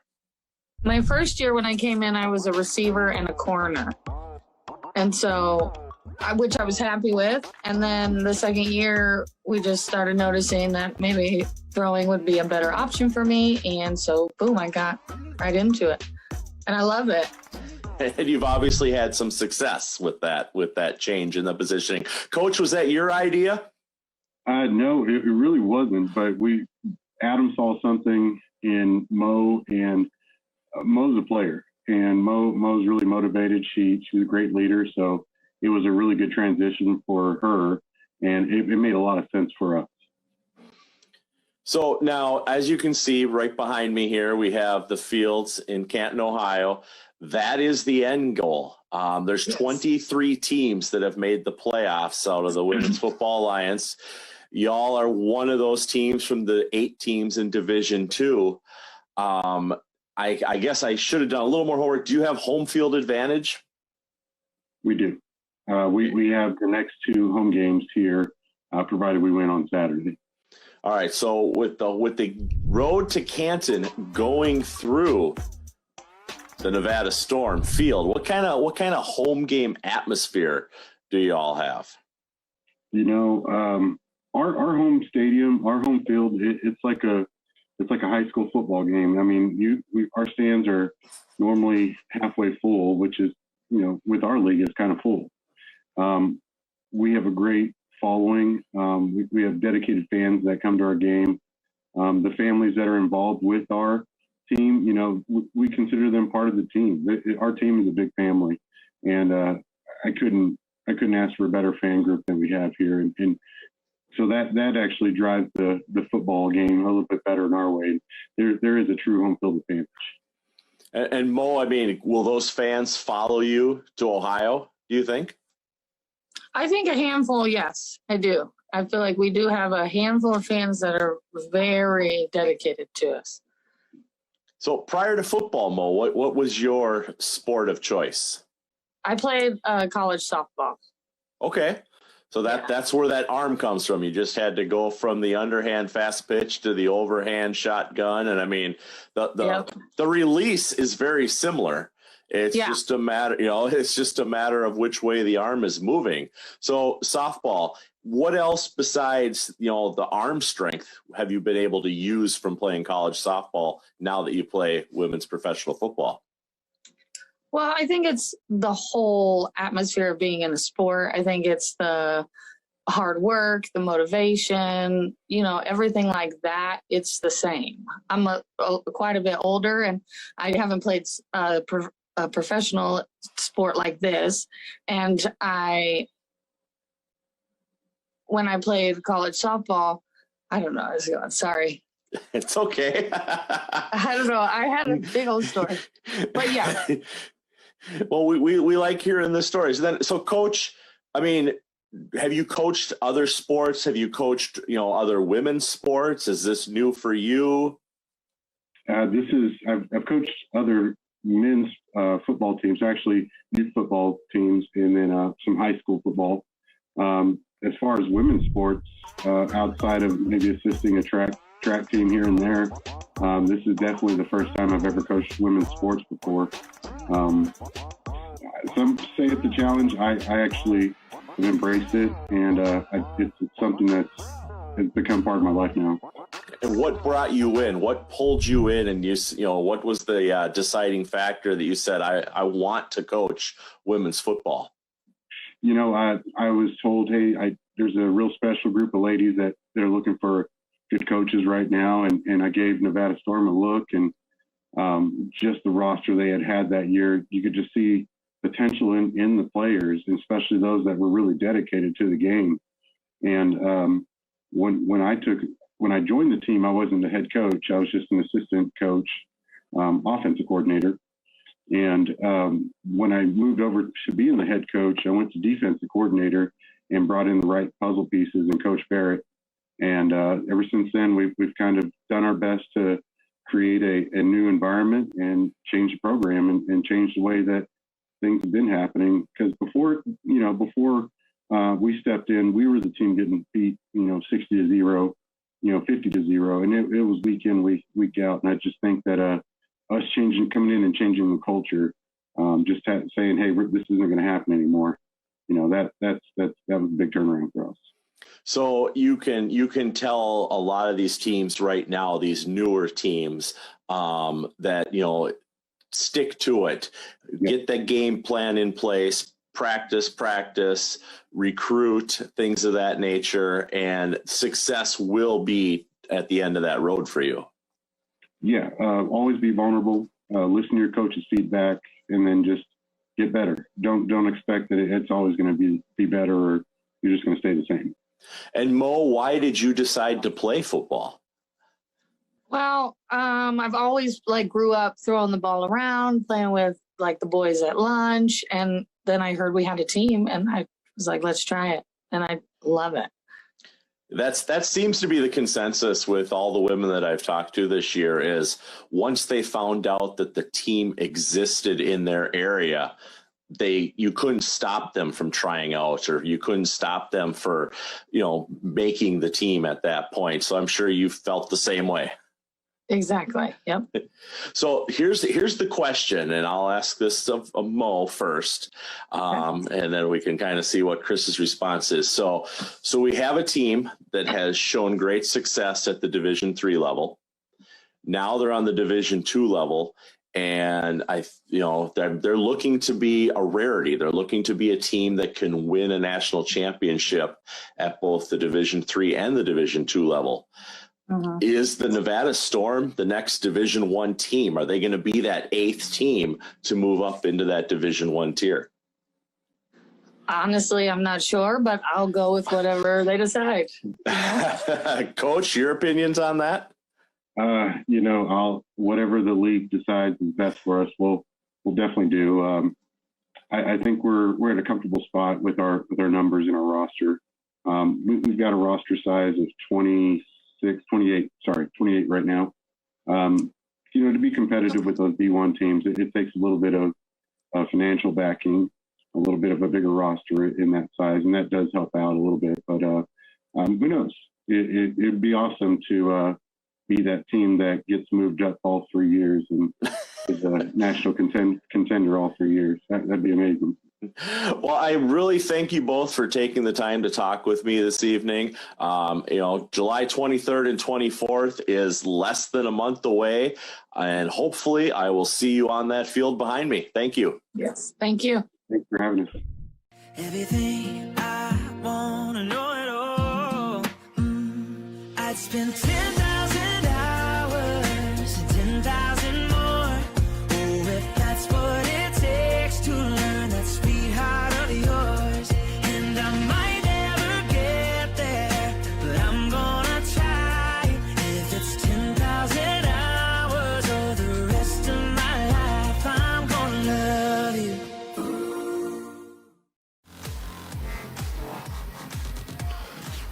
Welcome back, ladies and gentlemen, to Tom Benson Hall of Fame Field. We're here at halftime of the All-American All-Star game between the AFC and the NFC, and we're going to get you some highlights of the first half action. Here you have the NFC throwing the touchdown pass right over the shoulder of number 10 Lang. The extra point was good, and that made it 7-0 NFC. Then it was a 20-yard field goal by the one that just caught that touchdown pass, Ms. Lang. That made it 10-0. Then there was a nice long touchdown run by Miss Mason as she gets around the sideline, turns on the Jets. Nobody's going to catch a good block by the wide receiver into the end zone. That was a 42-yard touchdown run, and that made it 10-6. And at the right before the end of the half, it was a missed field goal by the NFC, and that's why you have the score 10-6. So the AFC won the toss, deferred to the second half, so they will be receiving the opening kickoff to start the third quarter. All right. So, ladies and gentlemen, today's game is fueled by Time Performance, the official nutrition partner of the Women's Football Alliance. Time Performance uses science and education to help the body recover and perform at peak levels. Thank you to Time Performance for helping to power the WFA all the time. Give you a quick reminder that tonight at 6 p.m., it is the premier national championship in Division I between the Minnesota Vixen, the 23-year history of women's football in Minnesota, and the two-time defending national champion, the Boston Renegades. Brian Sweeney and Donna Wilkinson will have the call from the booth. I will be on the sideline as a sideline reporter, soaking up all the excitement that's going to be on the field. You can tune in to YouTube channel for the WFA. You can tune in to FTF Next. That is the For the Fans Network. You can download it on Roku and Xbox. You can also see it on Verizon Fios and DirecTV. You can get all that information by going to the WFA website and tapping the televised game link. We're just about a half minute before the start of the second half. As you see, the AFC is on the field in their kick return formation, and the NFC has yet to come on the field. You have Jasmine Raining and Goodlow, the Arkansas Outlaw duo, back deep. And now the NFC is coming on the field to kick off, and number 10, Miss Lang from the New York Knockout, will be kicking off.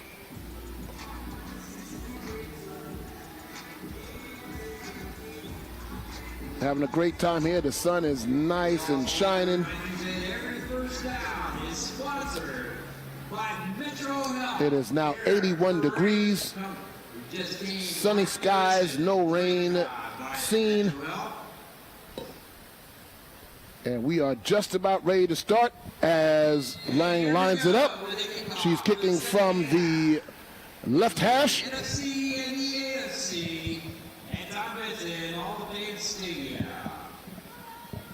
Whistle has blown. And she approaches and kicks. Line drive taken at the 25. At the 30. 35, gets to the outside, still going, keeps in bounds, and finally tackled about the 41-yard line. And on the return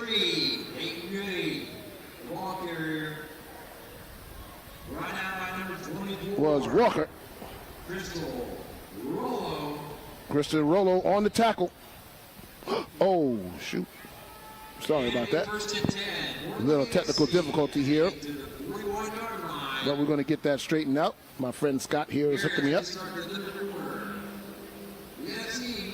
All right. So 1st and 10 from the 41-yard line for the AFC, their first possession of the second half. They break the huddle.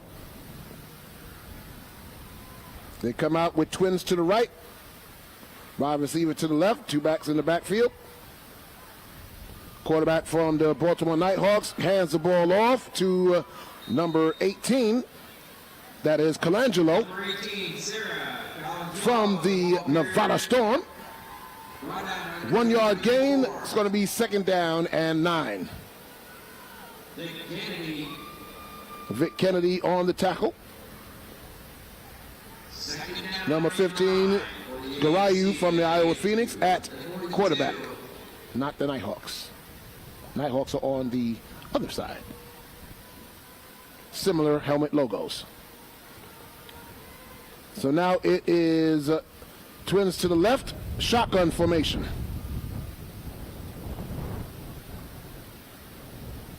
Toss, going outside and nothing doing. Met deep in the backfield by number 4, Marshall Dunn from the Inferno. She's fired up and lit that play up. Tackled for loss all the way back to the 36. It's going to be 3rd down and 15. Good job of defeating the block, keeping her outside hand free, and making the tackle.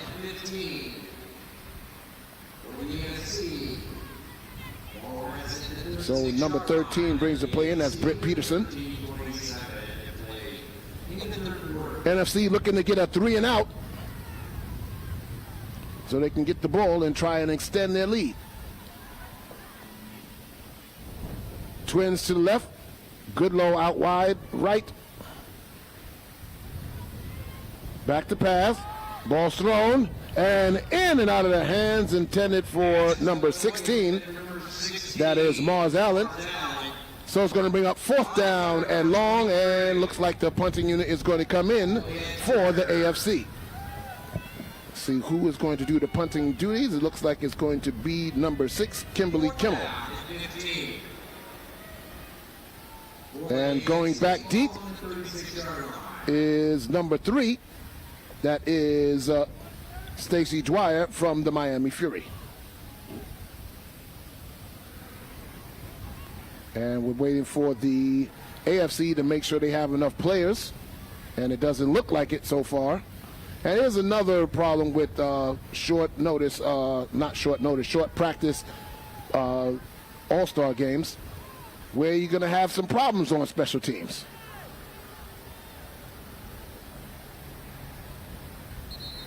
And we have the official timeout. AFC, the first timeout of the half. AFC had to take a timeout because it did not look like they had enough women on the field for a full punting unit. 13 minutes, 2 seconds left to go in this 3rd quarter. It is the WFA Women's All-American All-Star Game. I'm Pat Brown, bringing you the action live from Tom Benson Hall of Fame Stadium here in Canton, Ohio, home of the NFL Pro Football Hall of Fame.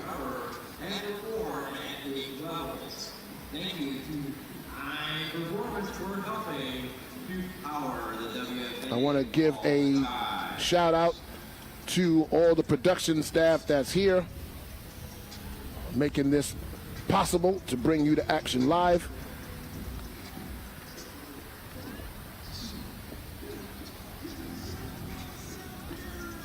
See my friend Brian, the cameraman that will be working with me tonight on the field, doing his camera work.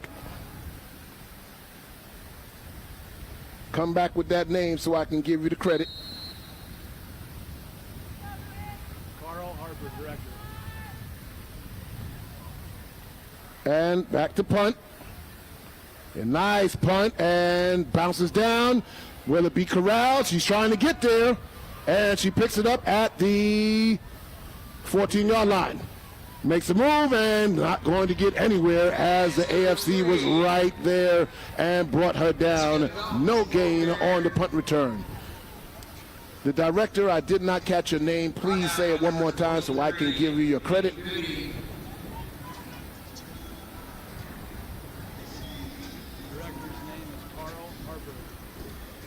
Carl Harper, the director. Thank you, Carl.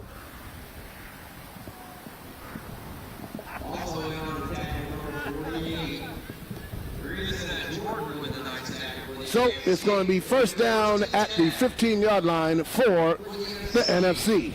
Hilton in at quarterback. Candy Thompson running back. Twins to the left, back to pass, under pressure. Ball thrown and caught and out of bounds at the 26-yard line, 11-yard pass completion. That is to number 23. That is Robinson from the Dixie Blues. First down, NFC. Got away from it. Completed the pass, and this is brought to you, the first down is brought to you by Metro Health, the preferred medical provider for women's football. First and 10 now at the 26. Toss to Thompson. Thompson gets the edge, gets around the corner, cuts inside, and gets up to the 30-yard line. It's going to be a gain of 3. Second down and 7. Tackled by number 43. That is Lalani Cabal from the Mile High Blaze.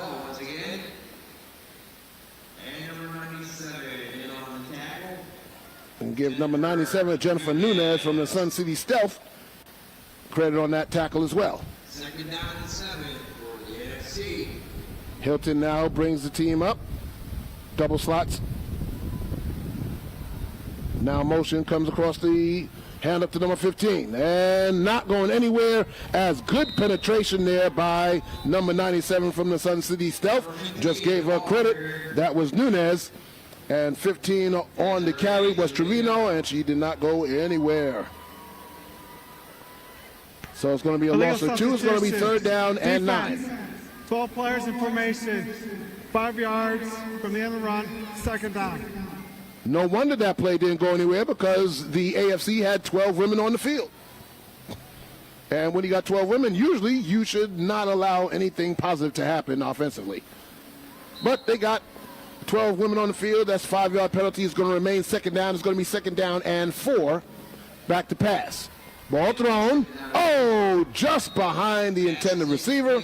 It's going to bring up third down.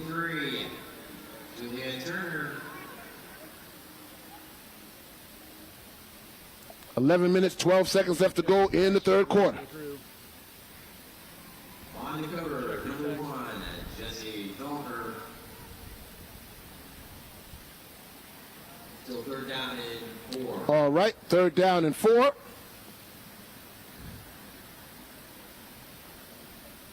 Shotgun formation, back to pass. Has time, now she's going to run it. Hilton drives forward, dives ahead. Does she have enough? It looks like she's close. And they're saying, yes, she has enough for the first down. Hilton on the run. First down. And now let me give you guys the rest of the production crew. The engineer is Marty Winterstorm. The replay director is P.T. Gunch. And the graphics is Zorro Allen. Thank you, Scott, for giving me that information. First and 10 from the 38-yard line for the NFC. Toss to Thompson. Thompson, nice move to get away from the 2 defenders that were waiting for her in the backfield, and she pushes ahead for positive yards. She's going to gain about 5. It's going to be second down and 5.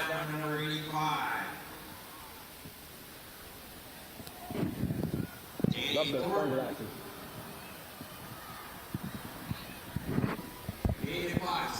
Second down and 5. Ball rests at the 43-yard line. Again, same formation, double slots. One back in the backfield to the right of Hilton, the quarterback. Gets a snap, looking, surveying, ball is throwing. Wide open is Mason. Mason going down the sideline, cuts inside, and finally going to be corralled out of bounds. But that's her 5th reception of the day. And it's going to result in another first down, gain of 16, up to the 43-yard line of the AFC. NFC now on the move. Mason on the catch.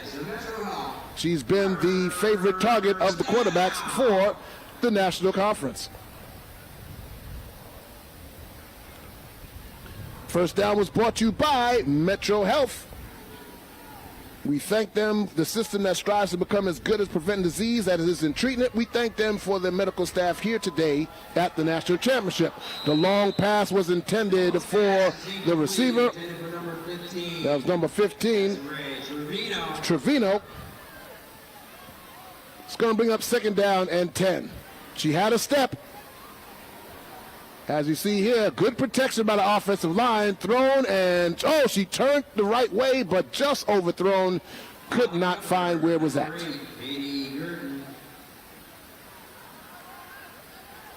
Second down and 10. So they come back at the same formation. Everybody signaling.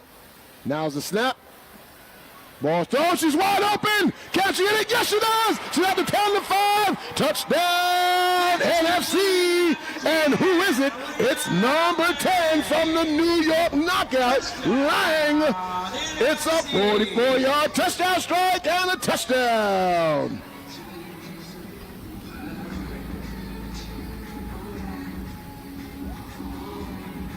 "43 yards.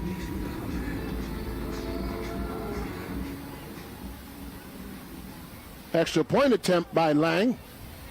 Coming up.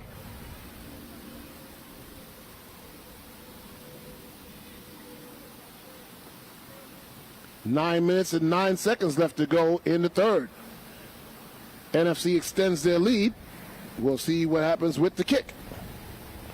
2 for 2 on the day with a 1 for 1. There's a high snap. Kick is up. No good. I shouldn't have said nothing. I put the jinx on. So it's no good. So NFC extends their lead to 10, 16-6. Here's a replay. Nice throw. She was about 5 yards ahead of the defender and gets into the end zone. Nice end zone replay right there. As you see how much she beat the corner and just runs into the end zone. Her second touchdown of the afternoon. She has both touchdowns for the NFC. National Championship. Metro Health is redefining healthcare by going beyond medical treatment to improve the foundations of community health and well-being.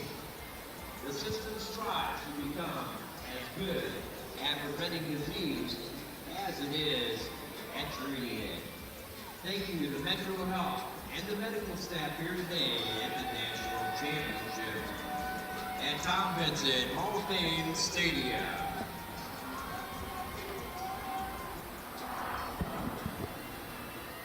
Two Arizona Outcast teammates, back deep, Goodlow and Raining.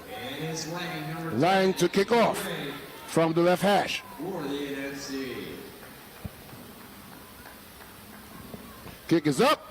Going to be taken by Goodlow. Oh, she misjudged, but she finally gets it.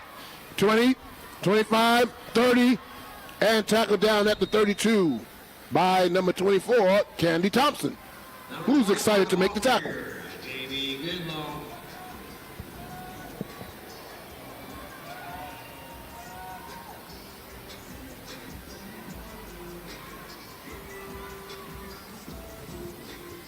AFC will take over, first down and 10 with 8 minutes, 58 seconds left to go in the third quarter.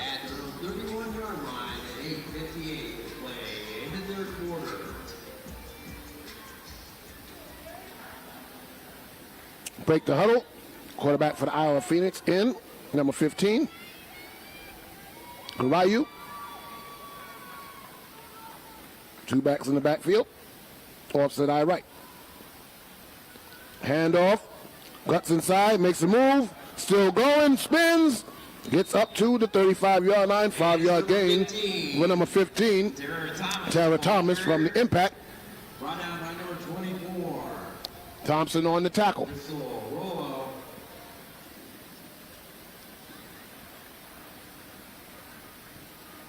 Check that, that's number 24, Rashida Ford, not Candy Thompson. Again, there's double numbers. Got to look at the helmets. Shotgun. Twins to the left. Awaiting the snap. There it is. Ball's thrown. Caught by number 8, Gritton. And tackled right there for no gain. That's Girton, I'm sorry. Brianna Hollins. Right down by number 42. Check that. I saw the helmet is Brianna Hollins from the Houston Energy on the catch. Gain of 1. It's going to be 3rd down and 4. For the AFC, ball sits on the 37-yard line. 7:42. Now you see Rainin, Colangelo, Girton, Collins. You got 2 number 8s on the field at this. Oh, sorry, that's 6, not 8. That's Kimmel and number 8, Collins. So they break the huddle now. Twins to the left, single receiver to the right. Shotgun, back to pass. And now in the pressure. Ball is thrown and caught for a first down by number 8, Collins. That is a Metro Health first down. Every first down is being brought to you by Metro Health. Substitution now as number 13 comes in. That is Brett Peterson. First and 10 from their own 44-yard line, 6:40 and counting in the third quarter. They're trailing 16-6.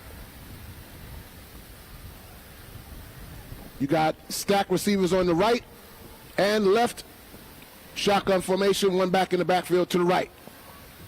And ball is thrown to the running back, and good job again. That is number 11, Cole, on the tackle for loss, all the way back to the 36.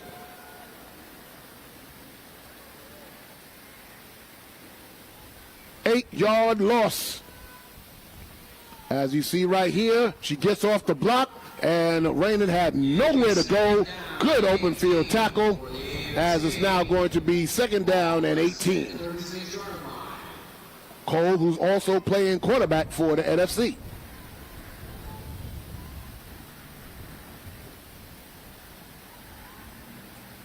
Garayal from the Phoenix in the huddle at the quarterback. They break the huddle.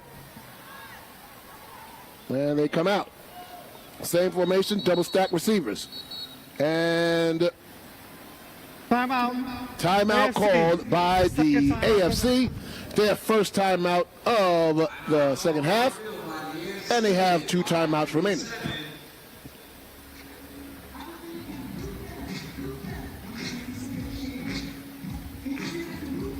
One timeout, I'm sorry, I forgot they called the earlier timeout early in the third quarter.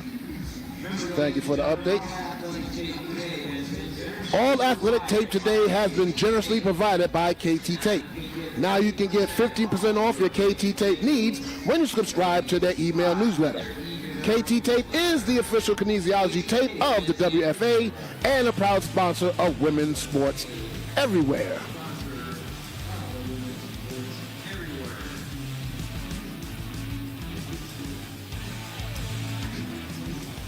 All right, we got highlights of Miss Lang from the New York Knockout. She has attested for both touchdowns. Here's the last one right here. A nice 42-yard strike from Hilton from the Dark Angels of Detroit. And that is why they are up by the score of 16-6. She has attested for all of the points here this afternoon. 2 touchdowns and a field goal. Also an extra point. So it's 2nd down and 18 after the timeout. AFC has 1 timeout remaining. Stack receivers to the left. Slot receiver on the right. Back to pass. Ball thrown. Oh! Thrown too hard and out of the reach of the intended receiver, which was a tailback. It's going to bring up 3rd down and long.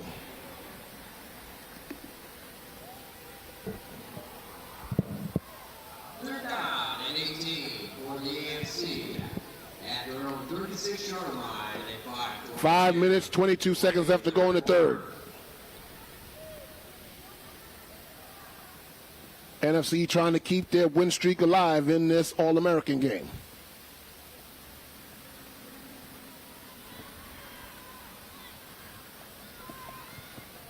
Same formation as they come out. One back in the backfield to the left of the quarterback. Back to pass. Under pressure and sacked. That is number one. Veronica Sloan from the Dynamite.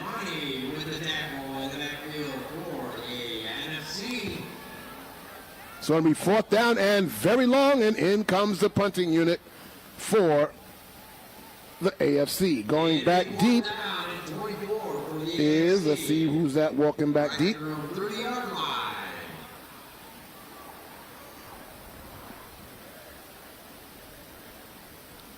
Can't make out the number.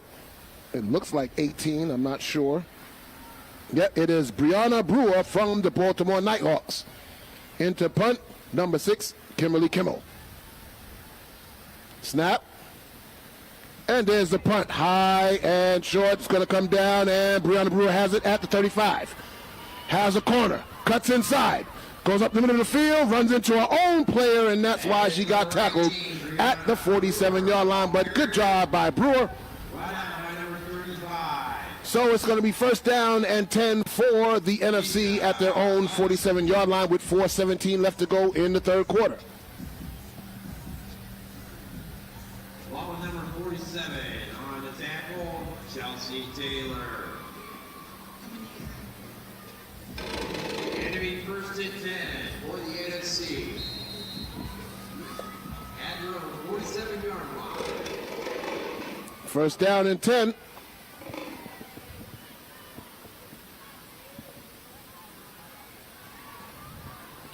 Cole in that quarterback. Thompson to the left of her. And now looking, throwing, and overthrowing. Nobody there, way over the head of the intended receiver. It's going to be 2nd down.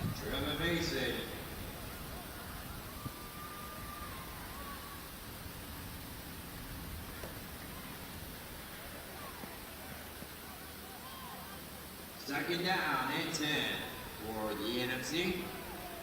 Twins to the left. Back to pass. Ball thrown. Caught in the middle of the field by 23. Still going, spinning, and tackled right at the 30. She pushes forward inside the 32, 29. It's a 1st down catch by Julia Turner. And it's a 1st down for the NFC. Well, let me make sure if that's not Michelle Robinson. Let me make sure. Look at the helmet. Nope. Where are you? Borders Fraser, and it is another Metro Hill 1st down. Yes, it was. 1st down at the 29. Back to pass. Again, thrown and hit as she threw it. And that was by number 32. Sabria Irby from the Oklahoma City Lash Force. 2nd down and 10 from the 29 coming up.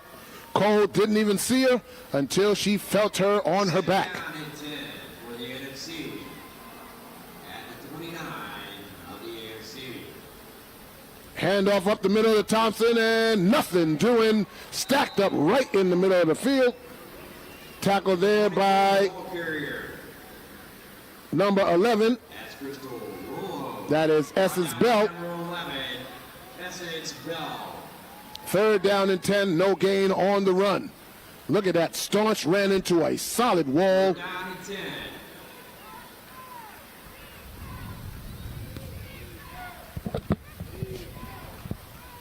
Back to pass, looking, throwing into the end zone. Caught for a touchdown, NFC.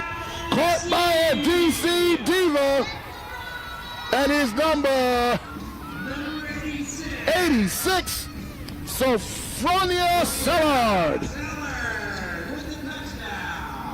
It's a 29-yard touchdown strike. The lead has been extended to 22-6.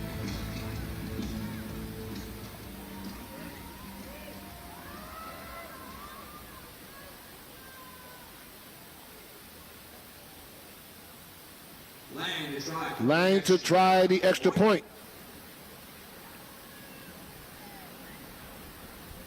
Snap, hold, kicks up, and that one is right down the pipe. Kick is up and good. At 2:49. 2:49 left to go in the quarter. NFC has extended their lead now. Excuse me, sorry. Got something caught in my throat. It is now 23-6. Let me get a sip of water here, clear my throat.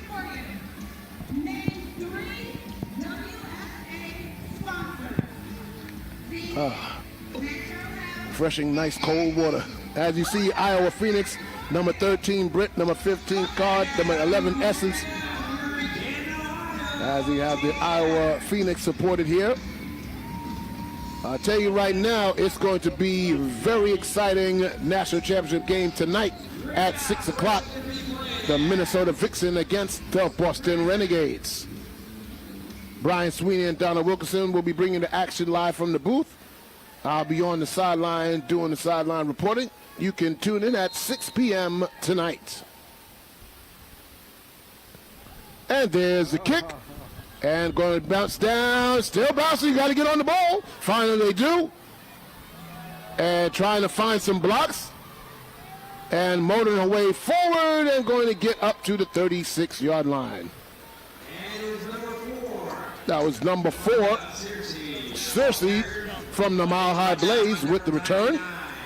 And, excuse me, AFC will have it 1st and 10. Trying to muster some offense.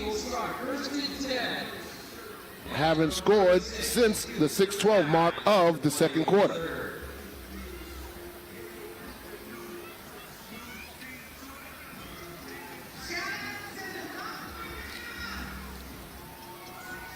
So they're in the huddle now.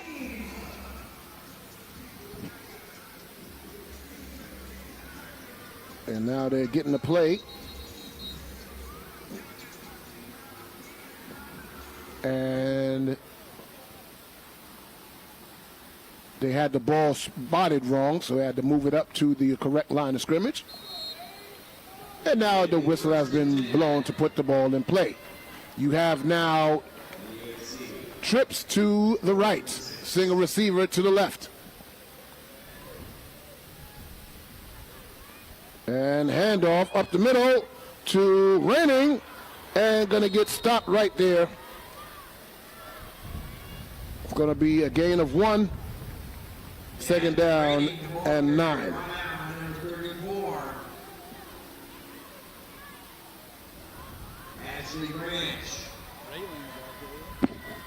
Trying to see who is now at quarterback.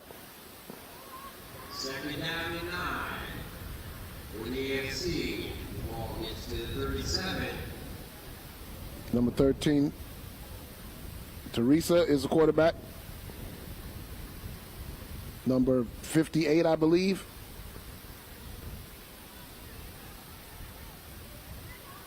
I don't have a 58 on the roster here. So bunch to the left, back to pass, ball thrown and incomplete through the hands of 2 intended receivers. So it's going to bring up 3rd down and 9. That will bring up a 3rd down and 9. 1 minute, 36 seconds left to go in the 3rd quarter. 36 to play in the 3rd quarter. The AFC leading it 23-6. Okay, oh, wow. That's a long name. I'm going to call her Lager because I can't pronounce that last name. So number 58, Lager, at quarterback. Lager. Bunch to the left. Back to pass. Ball's thrown and overthrown, and a defender gets a hand on it. And it's going to bring up 4th down and 9.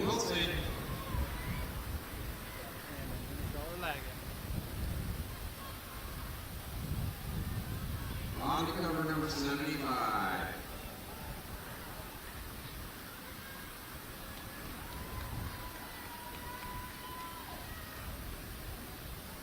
Now, it just came to my memory that I was part of this coaching staff for the National Conference back in 2016 in North Carolina, where we were able to win that game 14-12. Coach Rich Harrigan of the New York Sharks at the time was the head coach. There's the punt. And muffed and return. And it's going to be, no, she cannot return it. It's a muff punt. You're going to just have to take the possession right when she got it. But it was muffed by number 3, Dwyer, and bounced right into the hands of the AFC. Number 23, I believe that is Plummer from the Nevada Storm on the recovery. So that's a big break for the AFC. It'll be 1st and 10 for the AFC. The ball is going to be on the NFC 32-yard line. So you go from giving the ball up to getting the ball back in a matter of seconds. 1:12 left to go in the third quarter.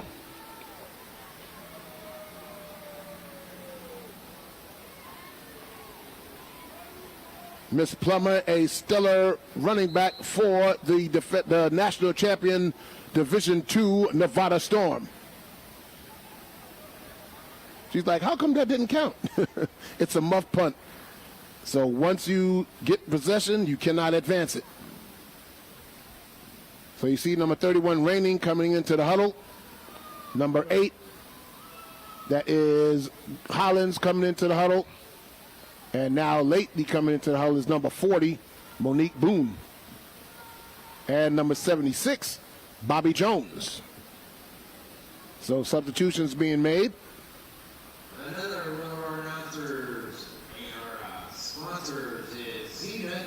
We'd like to welcome them here to the game today, along with aviation officials. I know one of the coaches on the American coaching staff, that is Adam Barrett, the offensive coordinator for the national champion Nevada Storm.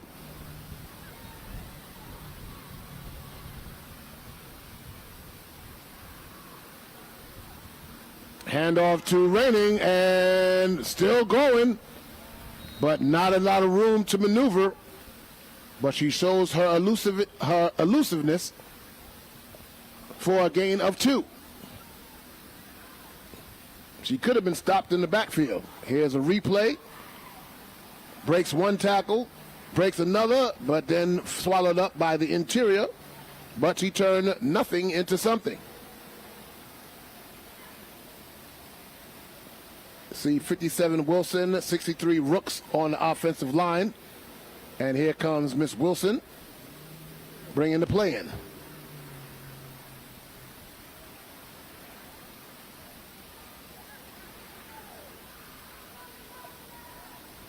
They break the huddle, 2nd down and 8. 15 seconds left to go in the quarter. Bunch now to the right. Laga at quarterback. Takes the snap. Ball thrown. Caught by... Oh! Raining ran before she had it and hits herself in the head. She knew that she had a lane, but did not catch the ball first before she ran. That's the end of the third She quarter. wished she had that back.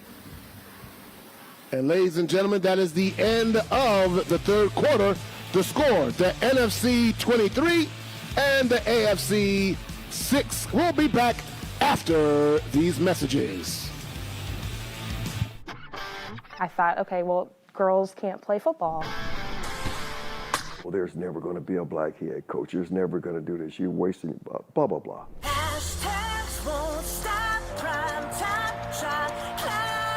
They televised ping pong. You know what I'm saying? I did like a triple take. I know it's hard to believe. Come and see it, come and experience it. Once they do, we have fans. Everything I wanna know it all. I'd spend 10,000 hours and 10,000 more. Oh, if that's what it takes to learn that sweetheart of yours.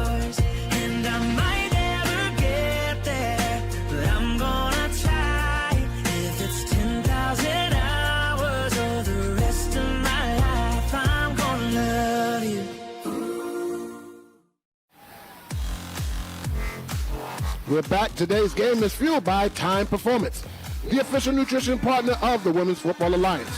Time Performance uses science and education to help the body recover and perform at peak levels. Thank you to Time Performance for helping to power the WFA all the time. 3rd down and 8 for the AFC. Back to pass thrown, and almost picked off. A good job of the corner jumping the route. That was number 7, Jessica Childers. Check that. Nope, that's Jasmine Ward from the Baltimore Nighthawks. 4th down and 8 for the AFC. Wholesale changes being made. We definitely want to thank Xenith.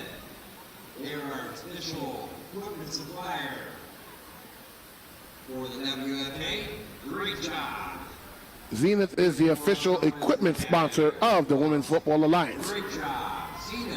And now it is 4th down and 8. And we got a flag on the play. Stop. Offense. 12 women on the field. Something's going on with the official's mic, but it is a legal substitution. 12 women on the field. That's going to back them up 5.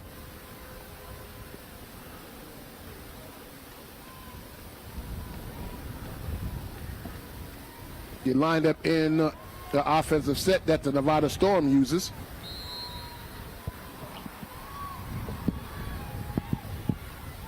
Four receivers to the right. And it's going to be Plummer. And not going to go anywhere, as right in the middle was number 34. She said, I got you down. That is Vic Kennedy from the Derby City Dynamite. Turnover on downs for the NFC. They take over 1st and 10 from their own 38-yard line. Look at that. She said, I got you. My name is Kennedy. But guess what? Another double number. And looking at the replay, that was not Kennedy. That was Ashley Branch from the Baltimore Nighthawks.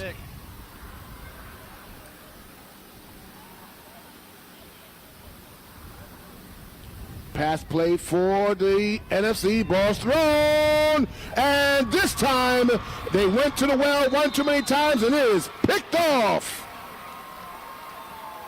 by number 23. Let's see who that is. Intercepted by number 23. Peyton Goody. Peyton Goody from the Zydeco Spice. So the AFC gets an interception on the pass play attempt intended for Lang. They said, we know they're going to throw it to her because she's got 2 touchdowns, so we're going to make sure we cover her, and that's exactly what they had. One underneath, one over the top. Ball was thrown up, and they converged and came away with the pick. 14:38 left to go in the 4th quarter of the All-American All-Star game, with the NFC holding a 23-6 lead over the AFC. So now they come out in the, hold on, they had only 10 women on the field, and they're counting right now. And now they got it in the single wing offense. And now it's going to be number 1 running through and powering forward. Gain of 9 on the play. That was Jesse Felker on the run from the Nevada Storm.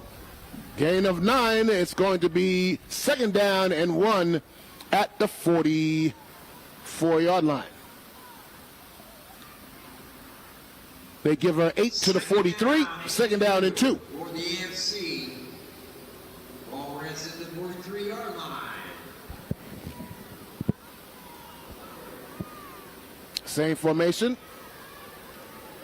Wing to the right. 2 receivers to the right.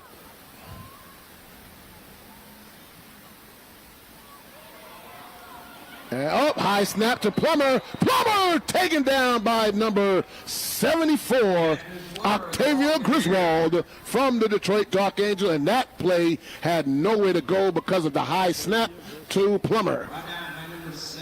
So it's going to be a loss back to the 38-yard line. Bring up third down and 7, 13:25 left to go. High snap. Well, actually wasn't high, it was just hard, and she didn't get it right off the bat. But Octavia Griswold was right there for penetration and made the tackle for loss. So now they come out of that formation, go bunch to the right.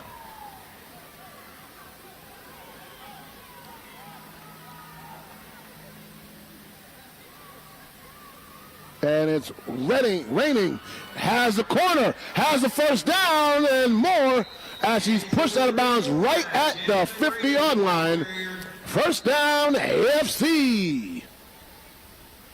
That was Jazzy Rainin on the carry. They mark her going out of bounds at the 49. It's going to be first down, Metro Health, first down. Metro Health is the medical provider of the Women's Football Alliance National Championship. They are redefining healthcare by going beyond medical treatment to improve the foundations of community health and well-being. The system strives to become as good at preventing disease as it is at treating it. Thank you to Metro Health for your staff today. Raining again, sideline, turns on the speed, cuts inside, finally taken out of bounds by Brewer, but Raining is raining down upon the NFC defense as another long run and a first down AFC. Metro Health first down. I see Coach Adam Barrett saying, go back. We're going to run it till they stop it. Be like Vince Lombardi. We're going to run. Timeout's called by the NFC. They have one timeout remaining. But as I was saying, Vince Lombardi said, listen, we're going to run the power sweep, and we're going to tell them that we're running power sweep. They just got to stop it. And if they don't stop it, we're going to keep running it. Like the saying says, if it ain't broke, don't fix it.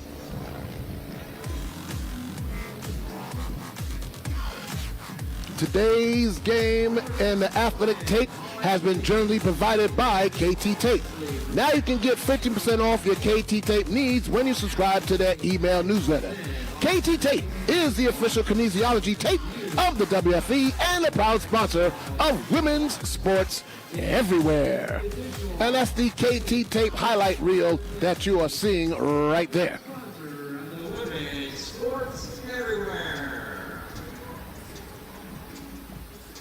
11 minutes, 54 seconds left to go in this All-American All-Star game.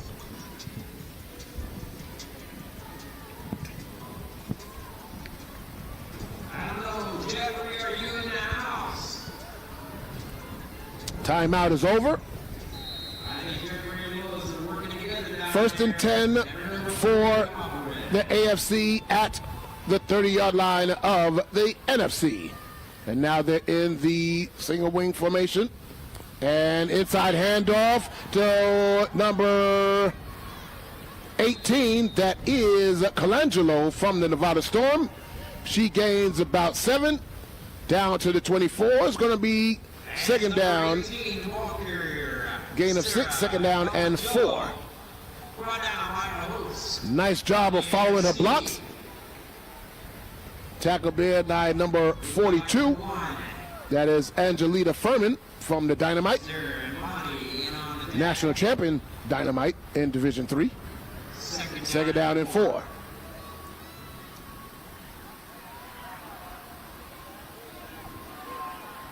Oh, the ball is snapped and nobody was ready. And they're going to say illegal procedure. Oh, they are saved by the penalty right ball there. Start. Offense. Because they were moving when the ball was snapped, and the ball was snapped, and nobody was ready for it.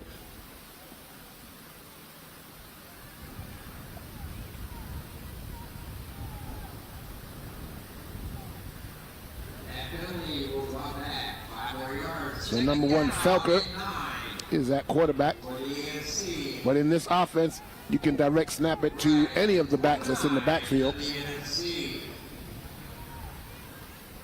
So it's going to be 2nd down and 9 after the penalty. Ball's on the 29-yard line. 10:45 left to go in the game. And the AFC will take their last timeout of the game at the 10:42 mark. So they got to go the rest of the game without a timeout. Ladies and gentlemen, tonight's game's lip guards will be provided by Shock Doctor for the Boston Renegades and the Minnesota Vixen.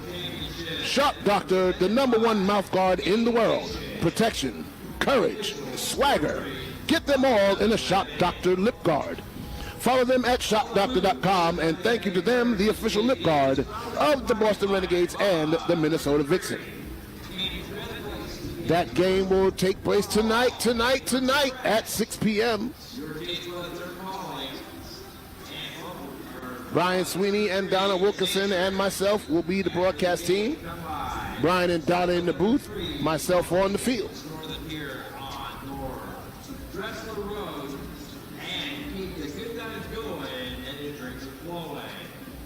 Thank you, Mama 33, for your support of the Women's Football Alliance. Timeout's over. 2nd down and 9 coming up.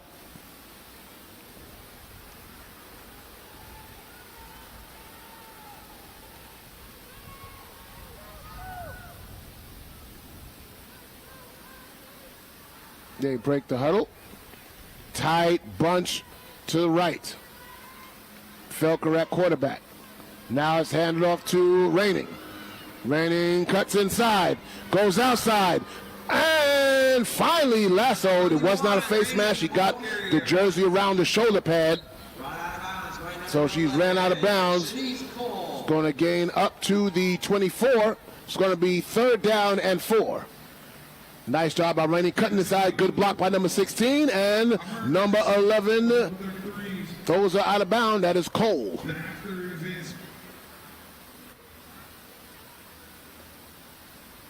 Jeffrey, it's good to hear your voice back in the stadium here in Tom Benson. Home Hall of Fame Stadium. Welcome, Jeffrey. Taking a long time. They're in jeopardy of getting a delay game call as they finally break the huddle. Signs of confusion right here, but he's finally got it settled. And option play, nothing doing as it was too slow developing. Octavia Griswold in there, number 42, Angelita Furman in there on the tackle. Traps it all the way back to the line, the original line of scrimmage, which was the 30. It's going to bring up 4th down and 10.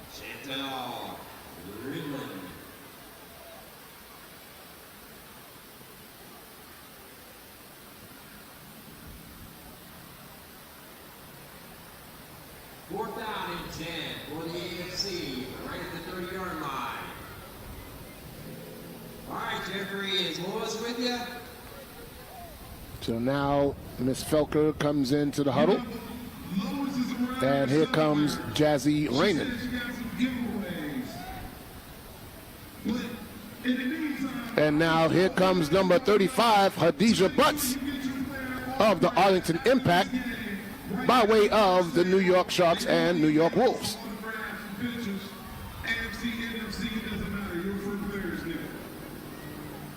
So now one player comes out. 4th down and 10. Pictures with your favorite players here today, right after this game. Raining has it. Tries to get outside. We got a flag on the play and tackle for loss.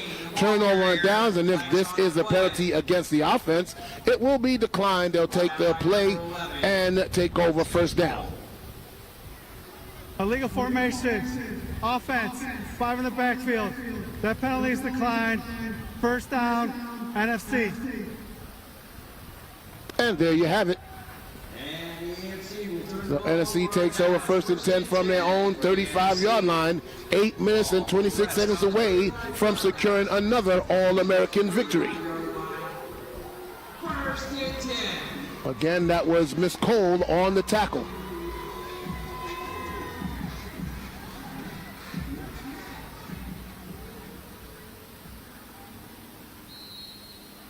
Now NFC comes in.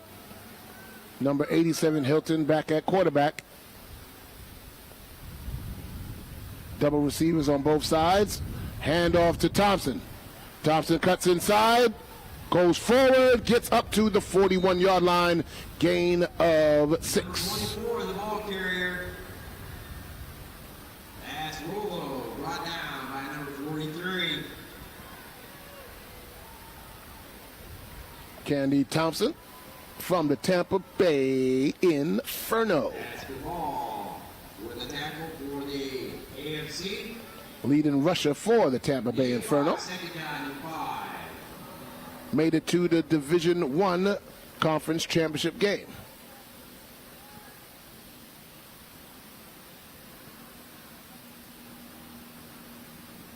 Perennial powerhouse in Florida.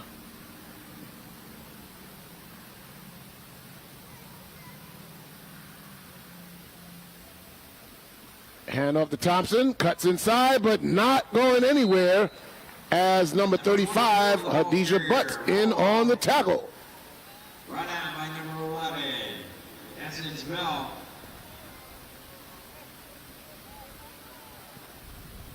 Along with number 45. 3rd down and 7 coming up after the tackle for loss. 7:05 left to go in the ball game. The NFC, Double slot formation for the NFC. Hilton back to pass. Ball thrown and caught for a 1st down. That reception was made by number 23. Number 23, the ball carrier. That is Julia Turner. So the ball is up to the 47-yard line. Here's a replay. Nice, all hands, tucked it, and got the 1st down. Metro Health, 1st down.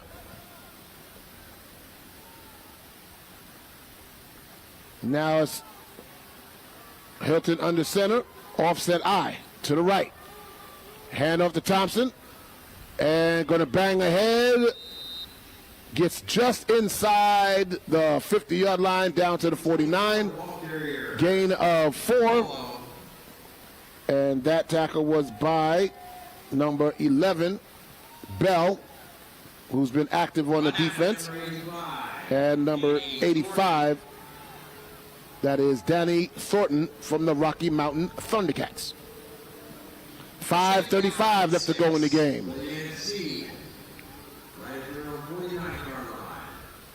In shotgun now, double slot formation. Back to pass. Thrown, caught again, and right at the sticks. That's Turner again on the reception. 2 in a row. Going to be just short of the 1st down. It's going to be 3rd down and 1. Good delivery, again with the hands. The ball was a little behind, but she reached back and snagged it. Skylar Shell. That's who made the catch.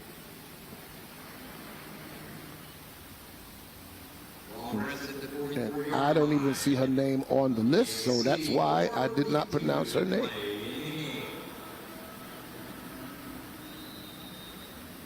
And the NFC takes a timeout. 1 remaining. 4:35 left to go in the game. Timeout ball on the field at 4:35 by the NFC. They lead the game 23-6. Ladies and gentlemen, just want to remind you that tonight at 6 p.m., it's the Division I National Championship game between the Minnesota Vixen and the Lord have mercy, the Boston Renegades. That game will be right here at 6 p.m. Brian Sweeney and Donna Wilkinson on the call in the booth. Myself, Pat Brown, will be on the field. We're going to bring you all the action live here. It's going to be a great atmosphere here at Tom Benson Hall of Fame Stadium, home of the NFL Pro Football Hall of Fame.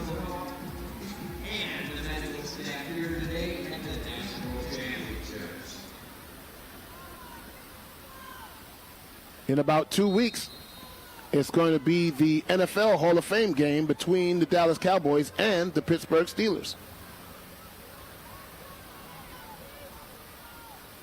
Handoff up the middle, still going forward, and has the first down, and stacked up by a host of tacklers. And now you got to take it easy. Helmet came off of one of the players. He's going to have to come out for a play. 33 on the defense has to come out for one play. And Run out by number 48, Teresa Jordan. that was Skylar Shell on the carry. So first down to the 39-yard line of the AFC with 4 minutes and 5 seconds left to go in the game.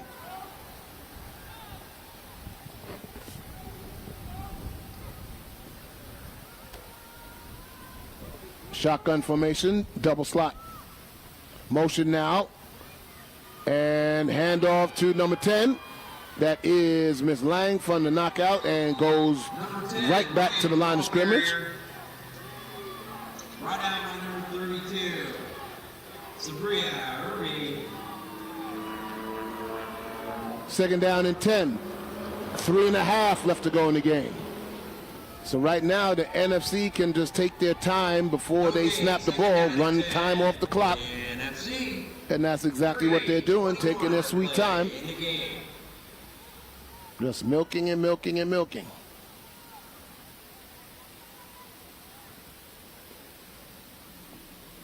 I see the bus pulling up. I don't know if that's Minnesota or Boston.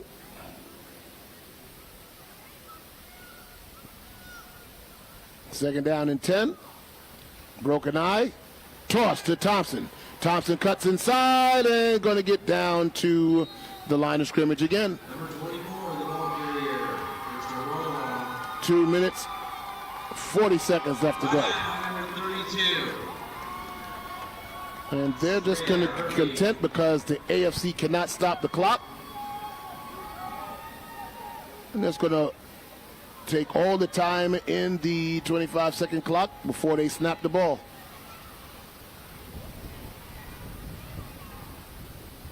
Third down and 10 for the NFC.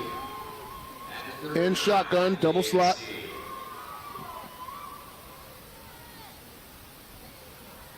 There's a snap. And pitched it back to one of the linemen, I believe. I don't think that's allowed. But no, it is allowed because it was a lateral. That's why. And that is the Minnesota Vixen bus that has just pulled up to Tom Benson Stadium. And now it's going to be fourth down. If that was a forward pass to a lineman, that would be an illegal pass. But because it was a lateral, you can lateral it to anybody, no matter what position they're in. So it's going to be fourth down and long. And the punting team comes in with 1:20 left to go in the game. 42-yard line.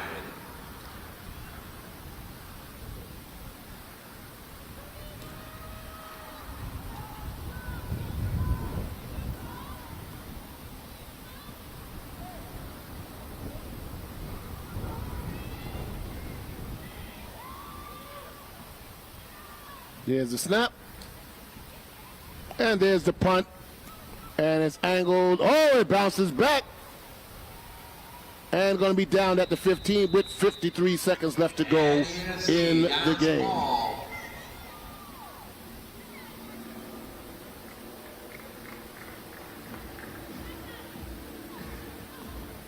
So with 53 seconds, this is academically over. The NFC will maintain their winning streak, and they will win this game by the final score of 23-6, unless the AFC comes with a big play.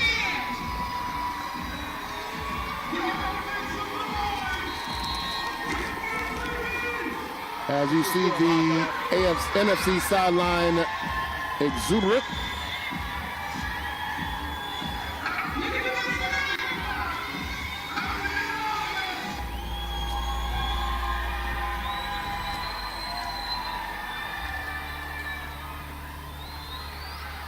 So now there's some more confusion.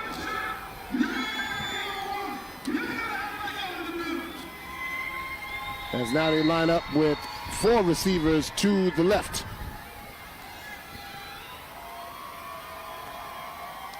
Three receivers now. Back to pass, ball thrown, incomplete. Somebody's got to get that shirt.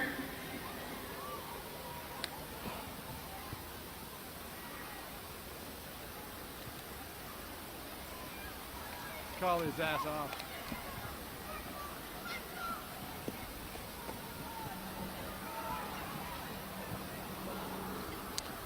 Ladies and gentlemen, I want to take this time to thank Miss Lisa King, the commissioner of the WFA, for allowing me to do these games and bring you to action live. I thank her for all she's done for women's football and the opportunity to enjoy my birthday here at the Pro Football Hall of Fame. There's a pass and incomplete. Thank you to all those out there who have been supporting me throughout the years. Thank you to my family and friends. I want to give a big shout out to my wife, who allows me to do this. Thank you, baby. We'll come home and celebrate my birthday when I get back. Thank you to all of the production crew, who I gave a shout out to earlier. Looking forward to working with you again tonight as a sideline reporter for the D1 National Championship.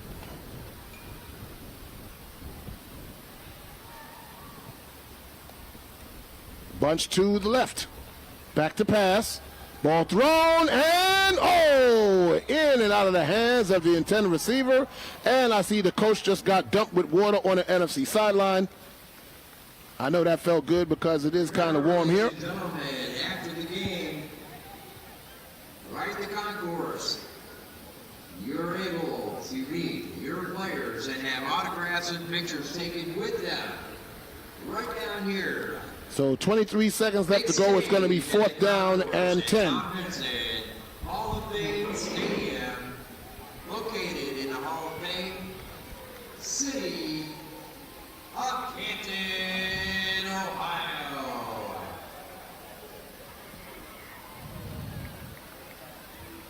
And we also have I see Miss Tanya, the owner and coach of the Baltimore Nighthawks, and that is incomplete.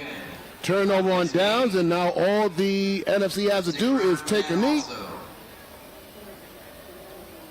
And they're going to say that is the ball game. And Jeffrey, the best part about this, Or they're going to make them come and take the knee with 20 seconds. That's probably what they're going to do. the MVP is for 2021.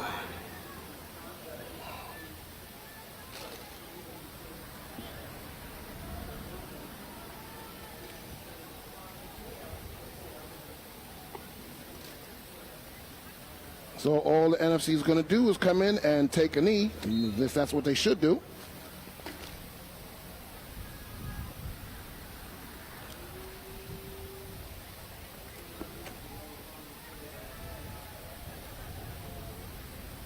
And they're lined up most likely in the victory formation. For NFC, you are leading 23-6. And she goes back, takes a knee, and that will run out the clock. And it's number 87, Michaela Hilton. You will take a knee.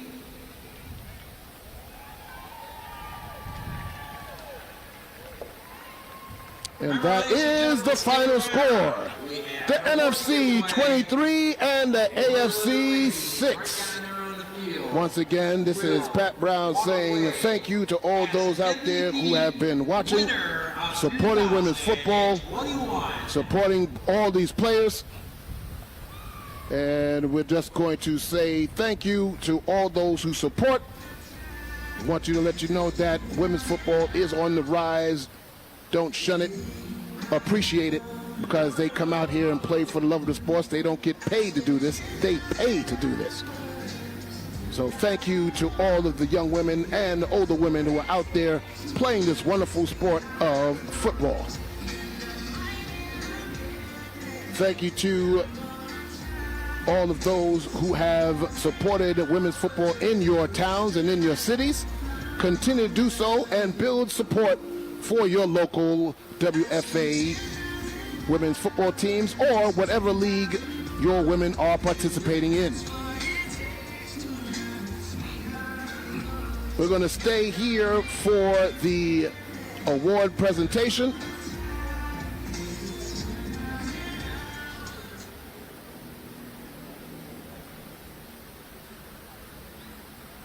Just want to give you a rundown of the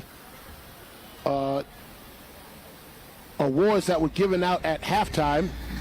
For the Coach of the Year in Division 2, it was Chris Garza of the national champion Nevada Storm. The Defensive Player of the Year in the National Conference is Danielle Fournier of the Boston Renegades. 37 tackles, leading the best defense in the WFA. In the American Conference is Essence Bell, who you've seen here today, number 11 of the Iowa Phoenix, with 60 tackles. The American Conference Offensive Player of the Year is Grace Cooper from the Minnesota Vixen, who you will see tonight, over 1,400 yards rushing with 15 yards per carry average and 15 touchdowns. The National Conference Offensive Player of the Year is of the Derby City Dynamite national champion, La Essence Houston Buckner. They call her U-Bomb. Over 1,000 combined yards passing and rushing and 7 touchdowns. The WFA MVP in the National Conference is Miss Allison Cahill of the Boston Renegades. Over 1,000 yards passing, 19 touchdowns, 73% passing completion rate, and a 142.5 QB rating.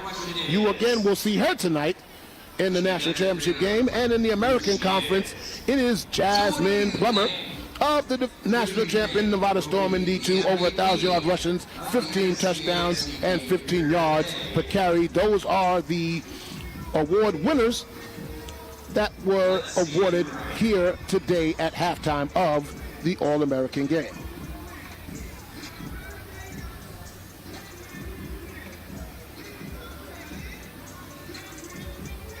As you see, they are setting up for the awards as both teams are on the sides.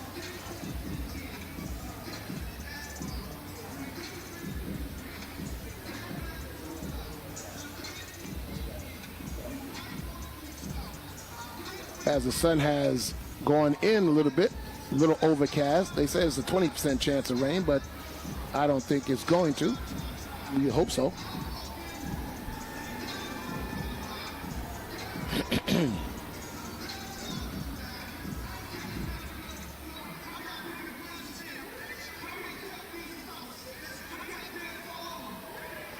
So congratulations to both coaching staffs of both of these All-American teams, because it's hard to put this together in just a limited amount of time and to produce what you saw today. So give them credit for putting in all the hard work and volunteer that they do to put this together. Offensive, defensive, special teams, getting everything coordinated, getting the players motivated, getting them in and out of the game, making sure everybody participates. So we appreciate all of the coaching staffs here, all of the support group here at Tom Benson Pro Football Hall of Fame Stadium, all the security, all those are doing the selling of the concessions and doing the water and getting everything lined up. The caretakers of the field, give them thanks as well.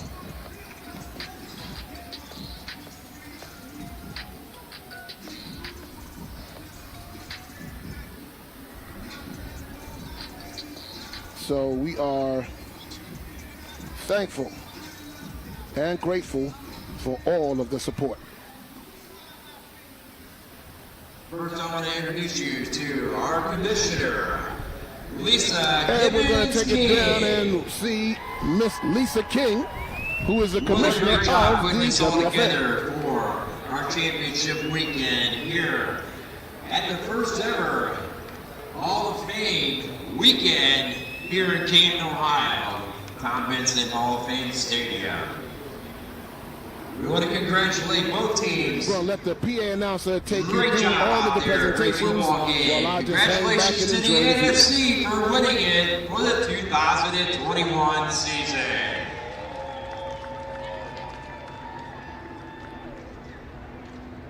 Now, ladies and gentlemen, without further ado, I would like to introduce you to the 2021 most valuable player of the NFC game,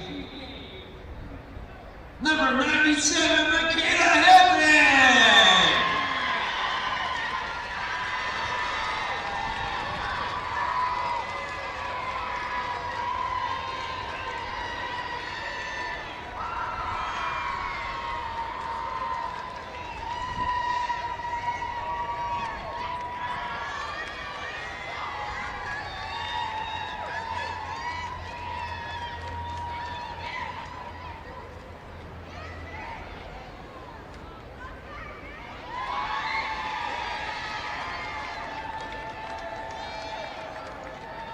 Oh, we didn't forget everybody now. That was the NFC. That's a National Football Conference. Now I'd like to introduce you to the 2021 Most Valuable Player for the AFC, number 31, Jacqueline Brady.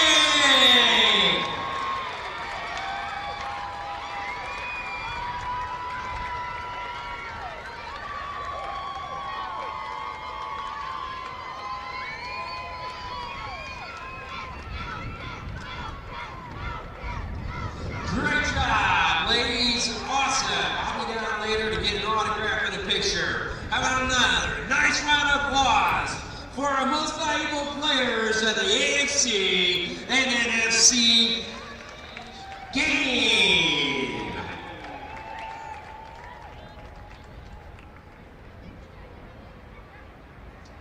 All right, we'll be back with you for the next festivities coming your way. Let's kick back, relax, make sure you get into the raffles and see Jeffrey down there and Lois. You guys are going to be down there, right? Of course, Tommy. Awesome. We need to get that crowd up and going because we got a great game coming your way. The Boston Renegades and the Minnesota FA Vixen Breaking coming Barrier your way. Award winners will be Jennifer King, Lori Locust, Callie Brownson, Andrew Douglas, Viridiana Lieberman, and Kathy Kuris.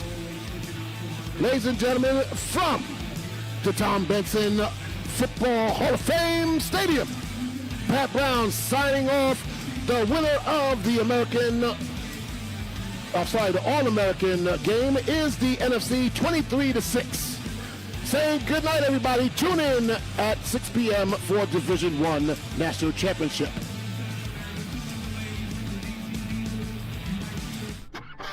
I thought, okay, well, girls can't play football.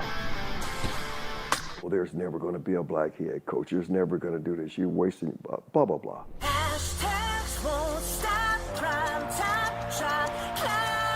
They televise ping pong.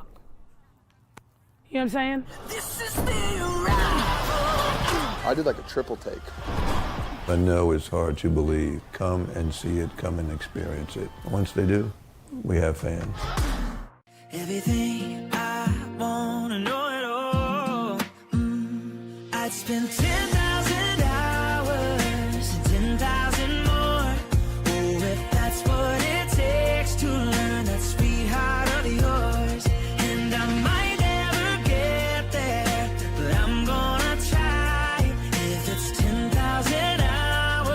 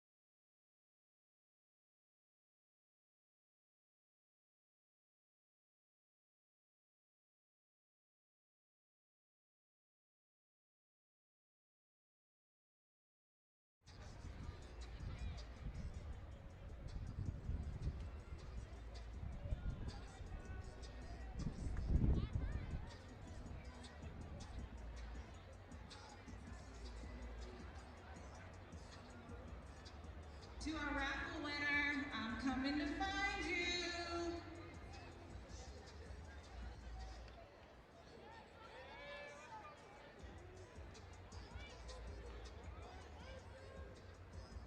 I mean, Lois, if they don't want the prize, you can just give it to me. I'll just stick it in.